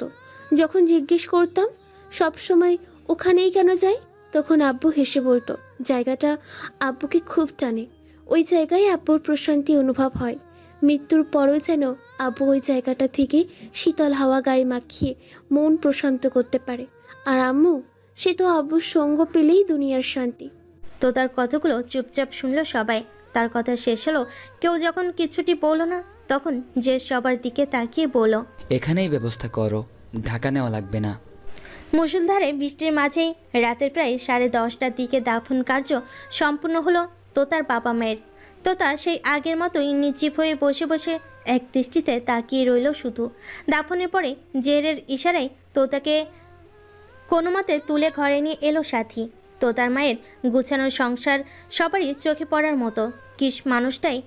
কিন্তু মানুষটাই যে আহনি। রাতের প্রায় মধ্যভাগ, ক্লান্ত তার ভারে চোখের পাতায় ঘুম হানা দিল সবারই। ঘুম নেই জেহেরের চোখে। না, তার চাচা চাচির জন্য কষ্ট হচ্ছে না। এমন কতগুলো প্রাণী না নিজের হাতে শেষ করেছে সে, কিন্তু তাকে ভাবিয়ে তুলছে তার তোতা পাখির চুপচাপ মূর্তিটা। ফ্যাকাশে মুখটা বারবার চোখের পাতায় হানা দিচ্ছে জেহেরের। বিছানায় এপিট ওপিট করে উঠে বসলো সে। পাশ ফিরে তাকিয়ে দেখলো রোহান ঘুমে কাবু। সারাদিন ছেলেটা খেটেছে বেশ। তোতাদের ঘরে বেডরুম দুটো মাত্র, সামনে একটা ডাইনিং স্পেসে খাট রাখা, সেখানে ঘুমিয়েছে জেহের আর রোহান। তোতাকে একা চায়নি, সাথী আছে তার সাথে একটা রুমে। আর একটাই তোতার চাচা রয়েছে, চাচি আর রুহি আসেনি। অশান্ত মনটা বারবার করে তোতা পাখিকে দেখতে চাইছে, কিন্তু এত রাতে হয়তো ঠিক হবে না ওই ঘরে যাওয়া। সাথী আছে সেখানে, তাই ভেবো জেহের তবুও এবার শুধু সামনে থেকে হেঁটে আসতে নিল রুমটার। হঠাৎই খেয়াল করলো বাড়ির সদর দরজাটা খোলা। এটা দেখে যে দ্রুত পায়ে আবার গিয়ে দাঁড়ালো তোতা আর সাথীর রুমের সামনে। একটু ভালো করে খেয়াল করতেই বুঝলো এই রুমে দরজাটাও ভিড়িয়ে রাখা শুধু। আর কিছুতে চিন্তা না করে বৃষ্টি মাথায় নিয়ে ছুটলো তোতার বাবা মায়ের নতুন কাদামাটির কবরের কাছে। আজ বৃষ্টিও যেন তালে তালে কান্না করছে দুঃখে। আচ্ছা, তোতা পাখির কান্নাগুলো কি বৃষ্টি হয়ে এমন ঝরে পড়ছে পৃথিবীর বুকে? যে ভাবনাটাই ঠিক হলো। সামনে এগুতে চোখে পড়লো সদ্য কাদামাটি যুক্ত কবর দুটির মাঝখানে চিত হয়ে শুয়ে আছে তোতা। বৃষ্টির কণাগুলো বারে বারে ছুঁয়ে দিচ্ছে তার সম্পূর্ণ অঙ্গ। চোখের পাতায় টুপটাপ পড়ছে বৃষ্টিকণা। কোনো প্রকার শব্দ নেই, কোনো কান্নার আওয়াজ নেই, শুধু দৃষ্টিতে বাড়ি খাচ্ছে মাটিতে লেপ্টে থাকা তোতা। বিষণ্ণ হৃদয়ে মেয়েটা আজ এখানে আসার পর একটুও কাঁদল না করলো একটি চিৎকার। পাথর বনে শুধু চেয়ে চেয়ে দেখলো সবটা। জেহের ঢোক গেল। কতক্ষণ ধরে মেয়েটা এই বৃষ্টির মাঝে এখানে শুয়ে আছে। দ্রুত পায়ে এগিয়ে গিয়ে জেহের হাতে টান দিয়ে তুলল তোতাকে। কণ্ঠে হালকা ধমকের মতো করে বলল, এই মেয়ে, পাগল হলে তুমি? এই রাতে এখানে একা কেন এসেছো? ভয় করছে না তোমার? তোতা উঠে বসলো।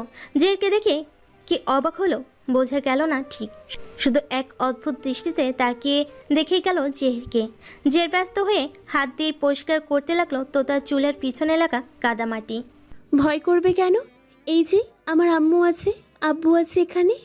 জের হাত থামিয়ে তাকালো তোতার দিকে। মেয়েটা টলছে, চোখে ঘুম হানা দিতে চাইছে, কিন্তু মাথার ভেতর দলা পাকিয়ে থাকা যন্ত্রণাগুলো যে তাকে ঘুমোতেও দিচ্ছে না। জের আর বাক্য বিনিময় করলো না, আর না শুনলো তোতার কোনো কথা। নিজ উদ্যোগেই পাজকলে তুলে নিল তোতাকে। তোতা আজ এতেও বাধা দিল না, আর না কিছু বলল। অথচ অন্য সময় হলে পক পক করতে করতে কান পচিয়ে ফেলতো জেহেরের। ঘরে ফিরেই জেহের নিজে খুঁজে খুঁজে তোতার জামা কাপড় এনে ওর হাতে ধরিয়ে বলল, চেঞ্জ করে এসো। এই কথাটিও যেন তোতা রবটের মতো শুনল। কোনো দিকে না তাকেই জামা সেইটি হাতে নিয়ে ওয়াশরুমে ঢুকে গেল।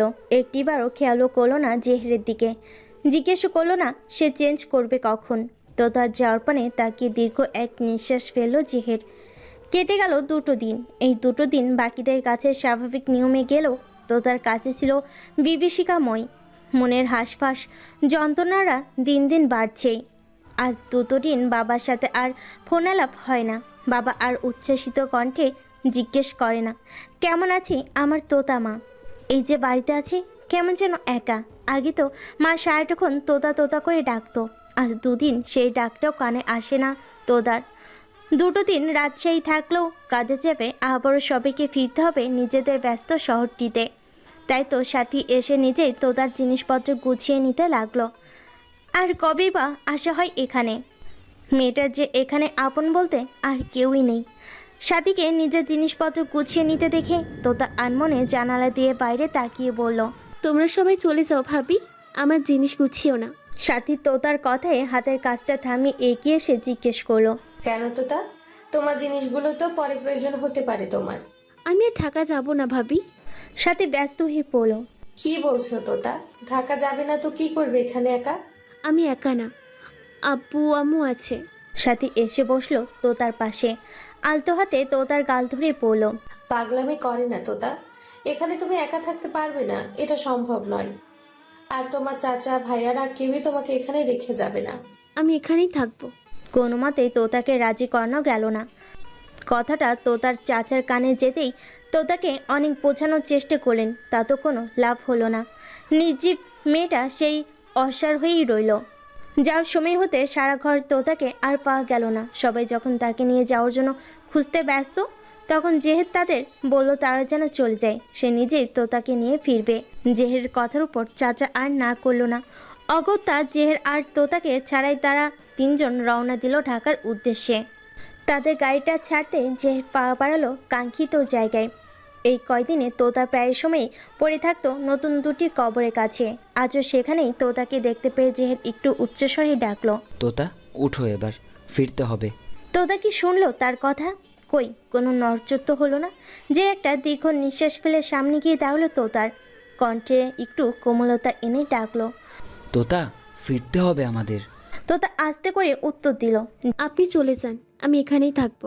জেহেরা শান্তভাবে কথা বলতে পারল না, চেঁচিয়ে উঠে বলল, ঠাটিয়ে একটা থাপ্পড় মারবে এবার। কি শুরু করলে তুমি? বললেই এখানে থাকা হয়ে যাচ্ছে। তোতা টকটকা লাল দৃষ্টি নিয়ে তাকালো জেহেরের দিকে। জেহের তার সম্পূর্ণরূপে উপেক্ষা করে তোতার হাত ধরে টেনে দাঁড় করালো। তাতেই তোতা জোর করে হাত ছাড়ানোর জন্য মশরামশরি করতে লাগলো। জেরও কম নয়, ছাড়লো না সে তোতার হাত। বিষয়টা যখন অতিরিক্ত পর্যায়ে চলে যাচ্ছিল, তখন সীমা ছাড়িয়ে জেহের ধমক দিয়ে বলল, এই মেয়ে একদম মেরে ফেলবো বলে দিলাম, চুপচাপ চলো। তোতার নড়চড় থেমে গেল। হুট করে মেয়েটা ডুকরে কেঁদে উঠল। কান্নার বেগ ধীরে ধীরে চিৎকারে পরিণত হলো। ভেতর থেকে হাহাকারগুলো যেন বেরিয়ে এলো তার। জের শান্ত হলো, একটানে নিজের বুকে জ্যাপটে ধরলো তার তোতা পাখিটাকে। তোতাও যেন কতগুলো দিন পর একটি বিশ্বস্ত প্রশস্ত বুক পেল। নিজের সবটুকু শক্তি দিয়ে জড়িয়ে ধরলো জেহেরকে। জেহের বুকে মুখ চুবিয়ে কানরত কণ্ঠে চেঁচিয়ে বলতে লাগলো বুকের ভেতরে জমে থাকা কথাগুলো, আমি কি করে থাকবো আব্বু আম্মুকে ছাড়া? এত স্বার্থপর কি করে হলো তারা? দুজনে একসাথে আমায় একা রেখে চলে গেল, একবারও আমার কথা ভাবলো না। আমি কি করে থাকবো একা? আমি কি করে থাকবো আব্বুর আদর ছাড়া? কি করে বাঁচবো আমি? জের একটা কথাও বলল না। সে তো জানে মা বাবাহীন জীবনটা কতটা যন্ত্রণার। এই যন্ত্রণাটা সে যে 8 বছর বয়স থেকেই পেয়ে আসছে। পারল না তোতার প্রশ্নগুলোর উত্তর দিতে, শুধু আগলে নিল, মাথায় একরাশ ভরসার হাত বুলিয়ে দিল তোতার মাথায়। একটু পর তোতার শরীরের ভর যখন পুরোপুরি জেহেরের দখলে, তখন ওভাবেই তোতাকে পাজা কোলে তুলে নিল জেহের। গাড়ির ফ্রন্ট সিটে বসিয়ে নিজের সিট বেল্টটা বেঁধে দিল তোতার। তারপর নিজে গিয়ে ড্রাইভিং সিটে বসে পড়ে। গাড়ি প্রস্থান করে। বাড়িটা চোখের আড়াল হতেই আবারও ফুপিয়ে কেঁদে উঠল তোতা। বাইরে তাকিয়ে যে দেখলো এক হাত দিয়ে তোতাকে টেনে নিজের সাথে জড়িয়ে ধরল। তোতার এলোমেলো চুলে ভর্তি মাথাটা নিজের বুকে যত্ন করে নিয়ে ঠেকে মাথায় হাত বুলাতে বুলাতে বলল, একটু ঘুমানোর চেষ্টা করো তোতা। আর বাক্য বিনিময় হলো না। জেহেরও এক হাত দিয়ে ড্রাইভ করতে করতে সামলে নিল তোতা পাখিকে। একটু পর সত্যি ক্লান্ততায় তোতার চোখে ঘুমের রাজ্য নেমে এলো। ঘুমে আষ্টে পিষ্টে জড়িয়ে ধরে রইল জেহেরকে। দীর্ঘ 5 ঘন্টা পথ তোতা সরল না জেহেরের থেকে। ঘুম ভাঙলেও সরে যাওয়ার প্রবণতা দেখা দিল না তোতার মধ্যে। জেহেরও সরাল না তাকে নিজের থেকে। সরাবেই বা কেন? পেশির থেকে দূরত্ব যে কখনোই চায় না সে। দীর্ঘতম পথ, নিজের বুকে পেয়সীর মাথা, সে এক অন্যরকম অনুভূতি। হয়তো প্রেমে না পড়লে বোঝা দেয়। সকালে ঘুম ভাঙতে জেহেরের কানে এসে লাগলো চেঁচামেচি, তবুও ততটা গুরুত্ব না দিয়ে উঠে ফ্রেশ হয়ে নিচে নেমে এলো সে। এসেই যা দেখলো তার জন্য মোটো সে প্রস্তুত ছিল না। চাচি এক নাগারে তোতাকে বাজে বাজে কথা বলে যাচ্ছে, তা দেখে জেহেরের মাথার দুপাশের রগগুলো ফুলে উঠেছে। তবুও নিজেকে সংযত করার চেষ্টা করে এগিয়ে গিয়ে চাচিকে বলল, কি হয়েছে? চাচি অগ্নি দৃষ্টি তোতার থেকে সরিয়ে জেহেরের দিকে তাকিয়ে বলল, এই মেয়েকে আজই এই বাড়ি থেকে চলে যেতে হবে। ভুরুজোড়া কুচকে এলো। সাথী এগিয়ে এসে বলল, দেখুন না ভাইয়া, সেই কখন থেকে আম্মা তোতার সাথে কি শুরু করেছে। মেয়েটার মনের অবস্থাও ভালো নেই এখন। সাথীর কথাই মহিলা চেঁচিয়ে বলল, তুমি চুপ করো। আরও এই বাড়িতে এখন থাকবে কেন? এতদিন ওর মা বাবা বেঁচে ছিল, ওর খরচ পাঠাতো। এখন যেহেতু তারা নেই, তাহলে ওকে কেন শুধু শুধু আমার স্বামী খাইয়ে পরিয়ে রাখবে? সাথী বৌমা হলেও দমে যাওয়ার নয়, সত্যর কথা সে ঠিকই বলবে। শাশুড়ি মুখের উপরেই বলল, আম্মা, তোতা এই বাড়িরই মেয়ে। রুহি যতটা অধিকার আছে এই বাড়িতে, ঠিক ততটাই অধিকার আছে তোতারও। আর আব্বা না খাওয়ালেও ও ওর ভাগের সম্পত্তি নিয়ে থাকবে এখানে।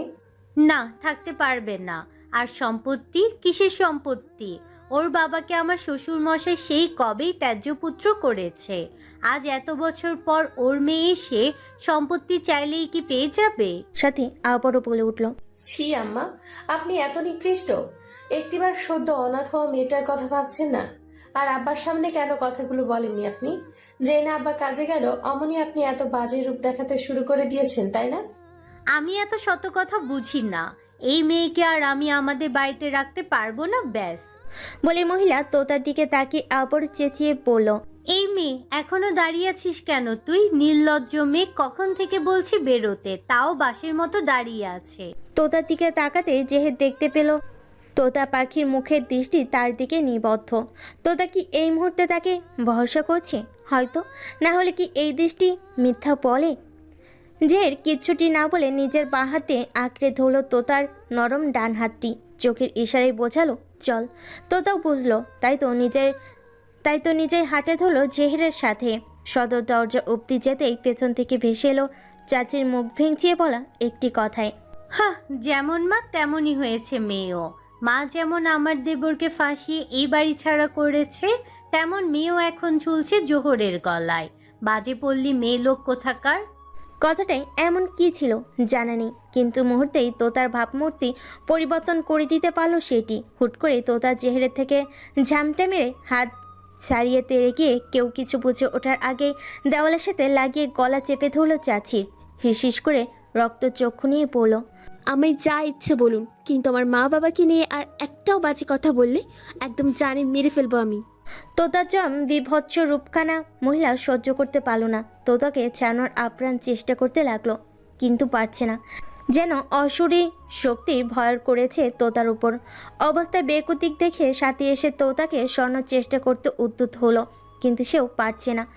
এই সবটাই জেহের আরামসে বুকে 2 হাত গুজে দাঁড়িয়ে দাঁড়িয়ে দেখছে, যেন খুবই মজার ঘটনা ঘটছে এখানে। একটু পর তোতা নিজেই ছেড়ে দিল চাচিকে। ঢোক গিলে উল্টো ফিরে গিয়ে জেহেরের হাত ধরে নিজে টানতে টানতে বাইরে নিয়ে গেল তাকে। জেহের বাধা দিল না, বরং কিছুটা খুশি হলো বটে। আমাকে রাজশাহী যাওয়ার ব্যবস্থা করে দিতে পারবেন? হাঁটতে হাঁটতে তোতা যখন কথাটি বলল, তখন জেহের হাঁটা থামিয়ে তাকালো তার দিকে। কিছু না বলে তোতার ধরে রাখা হাতটা ছেড়ে দিল হুট করে। এরপর নিজের গাড়ির কাছে গিয়ে এদিক ওদিক তাকিয়ে একটা সার্ভেন্টকে ডেকে বাড়ির ভেতর থেকে গাড়ির চাবি আনালো। এরপর তোতাকে গাড়িতে উঠতে বলে নিজের গাড়ি স্টার্ট দিল। কিছুক্ষণ পর হাই রোড থেকে গাড়িটা অন্য পথে যাচ্ছে দেখে তোতা ফিরে তাকালো জেহেরের দিকে, জিজ্ঞেস করলো, এটা তো রাজশাহীর পথ নয়। হুম, কোথায় যাচ্ছি? তোমার জামাইয়ের বাড়ি। জেহেরের হেয়ালিপূর্ণ কথাটা আগে হলে তোতা ঠিক কিছু না কিছু একটা উত্তর দিয়ে দিত, কিন্তু এই মুহূর্তে কথা বলাই ইচ্ছে হলো না তার। মনের বিষণ্ণতা ঘিরে ধরেছে যেন তাকে। চুপ করে দেখতে লাগলো জেহের কোথায় যায়। বেশ কিছুক্ষণ পর জেহের একটা ডুপ্লেক্স বাড়ির গেট ধরে ঢুকলো। পর মুহূর্তে গাড়ি থামিয়ে তোতাকে বলল। নাম? তোতাও যেন কোনো প্রকার কথা না বাড়িয়ে বাধ্য মেয়ের মতোই নেমে দাঁড়ালো। জেহের বলল, ভেতরে গিয়ে রেস্ট নে, ভয় পাস না। এখানে আরও একজন আছে, কিছু প্রয়োজন হলে তাকে বলবি। এবার তোতা প্রশ্ন করলো, এটা কার বাড়ি? আর আমাকেই বা না চিনে থাকতে দেবে কেন? চিনবে তোকে, তুই যা ভেতরে। ফোন কোথায় তোর? তোতা মাথা নিচু করে উত্তর দিল, জানি না। বাড়ি ফেলে এসেছিস? তাও জানি না। রাজশাহী থেকে নিয়ে এসেছি কি না তাও জানি না। ফোন দিয়ে আর কি করব আমি? আব্বু আর কল দেবে না আমায়। জেহের তোতার দিকে তাকে এক ঘন নিঃশ্বাস পেল, তারপর বলল, ঠিক আছে, ভেতরে গিয়ে রেস্ট নে, আর একা একা বের হবি না একদম। তোতা বাড়ির ভিতরে পা রাখতে জেহের আবার গাড়ি স্টার্ট দিল উল্টো পথে। ড্রয়িং রুমে সাজিয়ে রাখা সোফায় বসে আছে জেহের, রোহান, জেহেরের চাচা আর একজন উকিল। একপাশে দাঁড়িয়ে মেজো চাচি রাগে ফুঁসছেন। না ফিরে তিনি বলেই বসলেন, এসব কি জেহের? ওই মেয়েকে বের করে দিয়েছি বলে তুই আজই সম্পত্তি ভাগ করতে বসলি? যে শুধু চোখ উঁচিয়ে দেখলো একবার মেজো চাচিকে, কিছু বলতে হলো না। তার আগেই চাচা তাকে ধমক দিয়ে বলল, তুমি চুপ করো, লজ্জা করে না এখন কথা বলতে? আমার মৃত ভাইয়ের মেয়েটাকে কি করে পারলে এভাবে বের করে দিতে? ছি! যে এবার চাচার উদ্দেশ্যে বলল, চাচা, এখন এসব থাক, কাজটা আগে শেষ করা দরকার। চাচা এবার জেহেরকে কোমল কণ্ঠে বলল, দেখ জেহের বাবা, তোতামাকে নিয়ে আয় তুই। মেয়েটার মনের অবস্থা ভালো না, কি করে থাকবে একা একা? যদি মানসিক চাপে পড়ে নিজের ক্ষতি করতে চায়? যে আর শুনতে পারল না, হালকা চেঁচিয়ে উঠল সে। চাচা, এসব কেন বলছো তুমি? তো তার কিচ্ছু হবে না, ও সেফ আছে। ওর খেয়াল রাখার জন্য আমি আরেকজনকে রেখে এসেছি। কিছুক্ষণ থাকবে সে, এরপর আমিই যাচ্ছি, তো কিচ্ছু হবে না ওর। কথাটা শুনেই মেজো চাচি আবার তেতে উঠে বলল, তুই যাবি মানে? তুই কি ওই মেয়ের সাথে একা থাকবি নাকি? মেজো চাচিকে আবার থামিয়ে দিল চাচা। তোমাকে চুপ করতে বলছি না? এরপর তিনি আবার জেহেরকে বলে, দেখ বাবা, এত ঝামেলার তো দরকার নেই। মেয়েটা এখন ঠিক নেই। পরিস্থিতি স্বাভাবিক হলে ওর অনুমতি নিয়ে না হয় একটা ভালো ছেলে দেখে ওর বিয়ের ব্যবস্থা করে ফেলবো। ততদিন অন্তত ও আমাদের সাথেই থাকুক। আর এভাবে তুই যদি ওর সাথে থাকিস, তাহলে বাবা সমাজেরও তো একটা ব্যাপার আছে। তোতা মায়ের সম্মানে আঘাত লাগবে, তো মেয়েটা আর ভেঙে পড়বে। আর এসব জানাজানি হলে পরবর্তীকালে ওর বিয়ের জন্য ছেলে পাওয়া মুশকিল। প্রয়োজন নেই ওর জন্য ছেলে দেখার, আর সমাজ আমি সামলে নেব। আর এই বাড়ির সম্পত্তি তোতা যদি পায়ও, তবুও আর এখানে থাকতে আসবে না, ও আমার বাড়িতেই থাকবে। এরপর জেহের উকিলের দিকে তাকিয়ে বলল, আপনি শুরু করুন। উকিল অনুমতি পেয়ে কাগজপত্র ঘেটে বলতে লাগলো, তো কাগজপত্র অনুযায়ী যা বুঝলাম, আপনাদের সম্পত্তি 2 ভাগে ভাগ হবে। এক আজহার চৌধুরী আর এক আজিম চৌধুরীর নামে, এবং মৃত আজহার চৌধুরীর সম্পূর্ণ ভাগ এই মুহূর্তে পাবে জেহের বিন চৌধুরী। কথাটা শুনে মেজো চাচি আবার তেতে উঠে বলল, 2 ভাগ কেন? সম্পত্তি তো 3 ভাগ হওয়ার কথা। তার কথাই উকিল আবার বলল, যেহেতু আপনাদের সকলের ভাষ্যমতে মৃত আসলাম চৌধুরী তার ছোট ছেলে আলিম চৌধুরীকে ত্যায্যপুত্র করেছে, সেহেতু তিনি কোনো প্রকার সম্পত্তির ভাগ পাবে না, তাই 2 ভাগ করা হয়েছে। কথাটা শুনে মেজো চাচি বলল, হ্যাঁ সেটা তো জানি, কিন্তু তার ভাগের সম্পত্তিটা কোথায় গেল? তার ভাগের সম্পত্তিকে আবার দুটো ভাগ করে আজিম চৌধুরী আর জেহের বিন চৌধুরীর সম্পত্তির সাথে যুক্ত করা হলো। এটা কেমন কথা? তার ভাগের সম্পত্তি কেন আবার 2 ভাগ হবে? এটা হওয়ার কথাই না। আর পুরো সম্পত্তি তো 3 ভাগ হওয়ার কথা। একটা আমার রোহনের নামে, একটা রুহির নামে, আর 1 ভাগ জেহেরের নামে। কথাটা শুনে কুরুর হাসলো জেহের। সোফায় হেলান দিয়ে পায়ের উপর পা তুলে বসে বলল, আমাদের দাদা সাহেব তার সম্পত্তি তার ছেলেদের মাঝে ভাগ করতে বলেছে, নাতি নাতনিদের মাঝে নয়। সেই অনুযায়ী অর্ধেক সম্পত্তি আমার। চাচি চরম খেপে গেল, নেকি সুরে বলল, তোর তো নিজস্ব আরো কত কত সম্পত্তি আছে জেহের, তারপরও তুই এই বাড়ির বাড়তি ভাগটা নিবি? আমার রোহন আর রুহির কথাটাও একটু ভাব। তো তাই বলে আমি আমার বাবার ভাগের সম্পত্তি ছেড়ে দেব? Not at all. আমি দানে অভ্যস্ত নই। চাচা রোহান, তোমাদের কোনো বাড়তি কিছু বলার আছে? চাচা বলল, না রে বাবা, ঠিকঠাক সব কিছু হচ্ছে, এতে আবার আর কার কি বলার থাকবে। রোহানও বলল, আমি সন্তুষ্ট। যতটুকু পেয়েছি তাতে আমি আমার বউ বাচ্চা নিয়ে ঠিক চলতে পারবো আরাম করে। আর প্রয়োজন নেই শুধু শুধু নেওয়ার। ঠিকভাবে এই ভাগটা হোক। জের মুচকি এসে উকিলকে ইশারা দিতে তিনি তার সমস্ত কাগজপত্র রেডি করে দিল। সই করার মাধ্যমে যার যার সম্পদ সে গ্রহণ করলো। এরপর জের উকিলকে জিজ্ঞেস করল, আপনাকে আরেকটা পেপারের কথা বলেছিলাম যে। উকিল নিজের ব্যাগ থেকে আরেকটা পেপার বের করতে করতে বলল, হ্যাঁ স্যার, আমি রেডি করেই এনেছি, আপনি শুধু পড়ে নিয়ে একটা সাইন করে দিলেই হবে। জের পেপারটা হাতে নিয়ে চোখ বুলিয়ে দেখলো। চাচি আবার জিজ্ঞেস করলো, এটা কিসের কাগজ? এবার জেহের কাগজ থেকে চোখ নামিয়ে চাচির দিকে তাকিয়ে ভাবলেশীনভাবে পড়ল, এই কাগজে উল্লেখ আছে যে আমি আমার স্ব ইচ্ছায় আমার সম্পূর্ণ সম্পত্তির হাতে 25% সম্পত্তি, মানে মাত্র পাওয়া আমার বাবার আমানতের সম্পত্তিটুকু আমার হবু বউ মিস তোতা বিনতে চৌধুরীর নামে লিখে দিয়েছি। কথাটার কতটুকু কি বুঝলো তা জানা নেই, তবে তোতার নামটা শুনে সাথে সশব্দে উচ্চারণ করলো, আলহামদুলিল্লাহ। চাচি তো এবার যেন মরিমরি অবস্থা। যে মেয়েটাকে একটু আগে ঘাড় ধাক্কা দিয়ে বের করে দিয়েছে সেই কিনা এই পুরো খানদানি সম্পত্তির অর্ধেক মালিক। এটা কি করে হয়? জেহের, তোর মাথা ঠিক আছে তো? তুই কেন শুধু শুধু ওই মেয়েকে তোর সম্পত্তি দিয়ে দিবি? রোহন তোর ভাই, তুই ওকে না দিয়ে ওই কয়েকদিন আগে আসা মেয়েটাকে দিবি? এটা হতে পারে না জেহের। আমার সম্পত্তি আমি কাকে দিব না দিব তা আমি অন্য কারোর থেকে জানতে চাইনি। আর আমি যাকে তাকে দিচ্ছি মানে? তুমি হয়তো ভালো করে শুনতে পাওনি একটু আগে আমি কি বলেছি। আমার কথায় স্পষ্ট উল্লেখ ছিল তোতা আমার হবু বউ, আর আমি আমার হবু বউকে শুধু 25% কেন, চাইলে আমার সম্পূর্ণ সম্পত্তি দিয়ে দিতে পারি। চাচি কি একটু খুশি হলো? অবিশ্বাসের স্বরে জেহেরকে জিজ্ঞেস করলো, জেহের বাবা, তুই সত্যি তোতা মাকে বিয়ে করবি? আমি ঠিক শুনছি? তুমি ঠিকই শুনেছ চাচা, আমি তোতাকে বিয়ে করব এবং সারা জীবনের মতো আগলে রাখবো আমার কাছে। তবে আমি চাইছি ওর মনটা একটু হালকা হোক, তারপর এসব নিয়ে ভাববো। তাই এই কয়েকদিন আমার হবু বউ আমার বাড়িতেই থাকবে, মানে আমার নিজস্ব বাড়িতে, আমার বাবার বাড়িতে নয়। ডুপ্লেক্স বাড়িটা বেশ নির্জনই বলা যায়। তোতা ঘরে ঢুকতেই তাকে একজন মহিলা এসে সালাম জানালো, জিজ্ঞেস করলো কি খাবে। তোতা কিছু না বলে কিছুক্ষণ চোখ ঘুরিয়ে বাড়িটা দেখতে লাগলো। আনমনে সিঁড়ি ডিঙ্গিয়ে দোতলার করিডোর দিয়ে হাঁটলো কিছুক্ষণ। গোছানো ঘরটা দেখে যে কারোর মনে উৎফুল্ল আসার কথা, কিন্তু তোতার সেসবে প্রাণ নেই। তার চোখে যে সৌন্দর্য বলতে তার মা বাবার হাস্যোজ্জ্বল মুখটি ভেসে উঠছে বারবার করে। ইস, এই সময়টাতে বাবা প্রতিদিন নিয়ম করে কল দিত তোতাকে। আজ আর সেই ফোনের রিংটোন কানে বাজলো না তার। বিরক্তির লেশ নেই, এদিক ওদিক না তাকিয়ে একটা রুমে গিয়ে বিছানায় উপর হয়ে পড়ে অঝরে কান্না করতে লাগলো সে। ওভাবে কখন যে ঘুমিয়ে গেল জানা নেই তার। কানে ফোন গুঁজে কারোর সাথে কথা বলতে বলতে বাড়িতে ঢুকলো জেহের। তোতার জন্য রাখা সার্ভেন্টের দিকে তাকিয়ে চোখের ইশারায় জানতে চাইল তোতা কোথায়।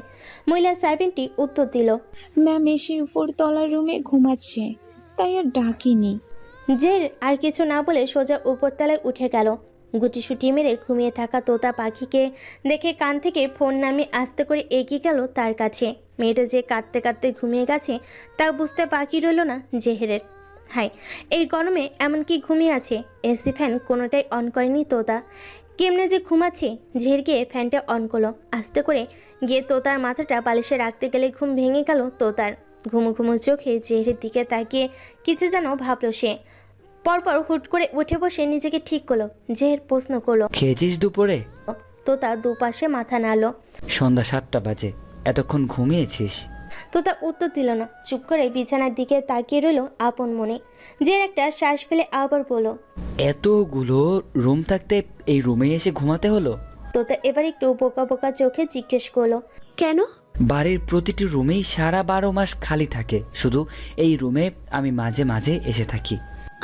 আমি তো জানতাম না যে এটা আপনার রুম। আচ্ছা, আমি অন্য রুমে যাচ্ছি। তোতা নামলো বিছানা থেকে। যাওয়ার সময় পেছন থেকে জেহের বলল, পাশের রুমে যা, সেটা গুছিয়ে রাখা হয়েছে, ফ্রেশ হয়ে নিচে আসবি খেতে। তোতা মাথা নেড়ে চলে গেল। ফ্রেশ হয়ে নিচে নেমে দেখলো যে নিজেই খাবার রেডি করছে টেবিলে। তোতা গিয়ে একটা চেয়ার টেনে বসে এদিক ওদিক তাকিয়ে তখনকার মেয়েটিকে খুঁজতে লাগলো। তা বুঝতে পেরে জেহের বলল, ও চলে গিয়েছে, ওর ডিউটি। আমি যতক্ষণ বাড়িতে না থাকি ততক্ষণ, আমি আসলে ও চলে যাবে। কেন? কেন আবার? প্রাইভেসি দিচ্ছে আমাদের। মানে আমাদের প্রাইভেসি কেন? তুই বুঝবি না, খেয়ে নে। বলে তোতার সামনে খাবার এগিয়ে দিল জেহের। তোতা অল্প একটু খেয়ে উঠে যেতে নিলেই জেহের তার হাত চেপে ধরলো, চোখ রাঙিয়ে বলল, পুরোটা শেষ করা চাই।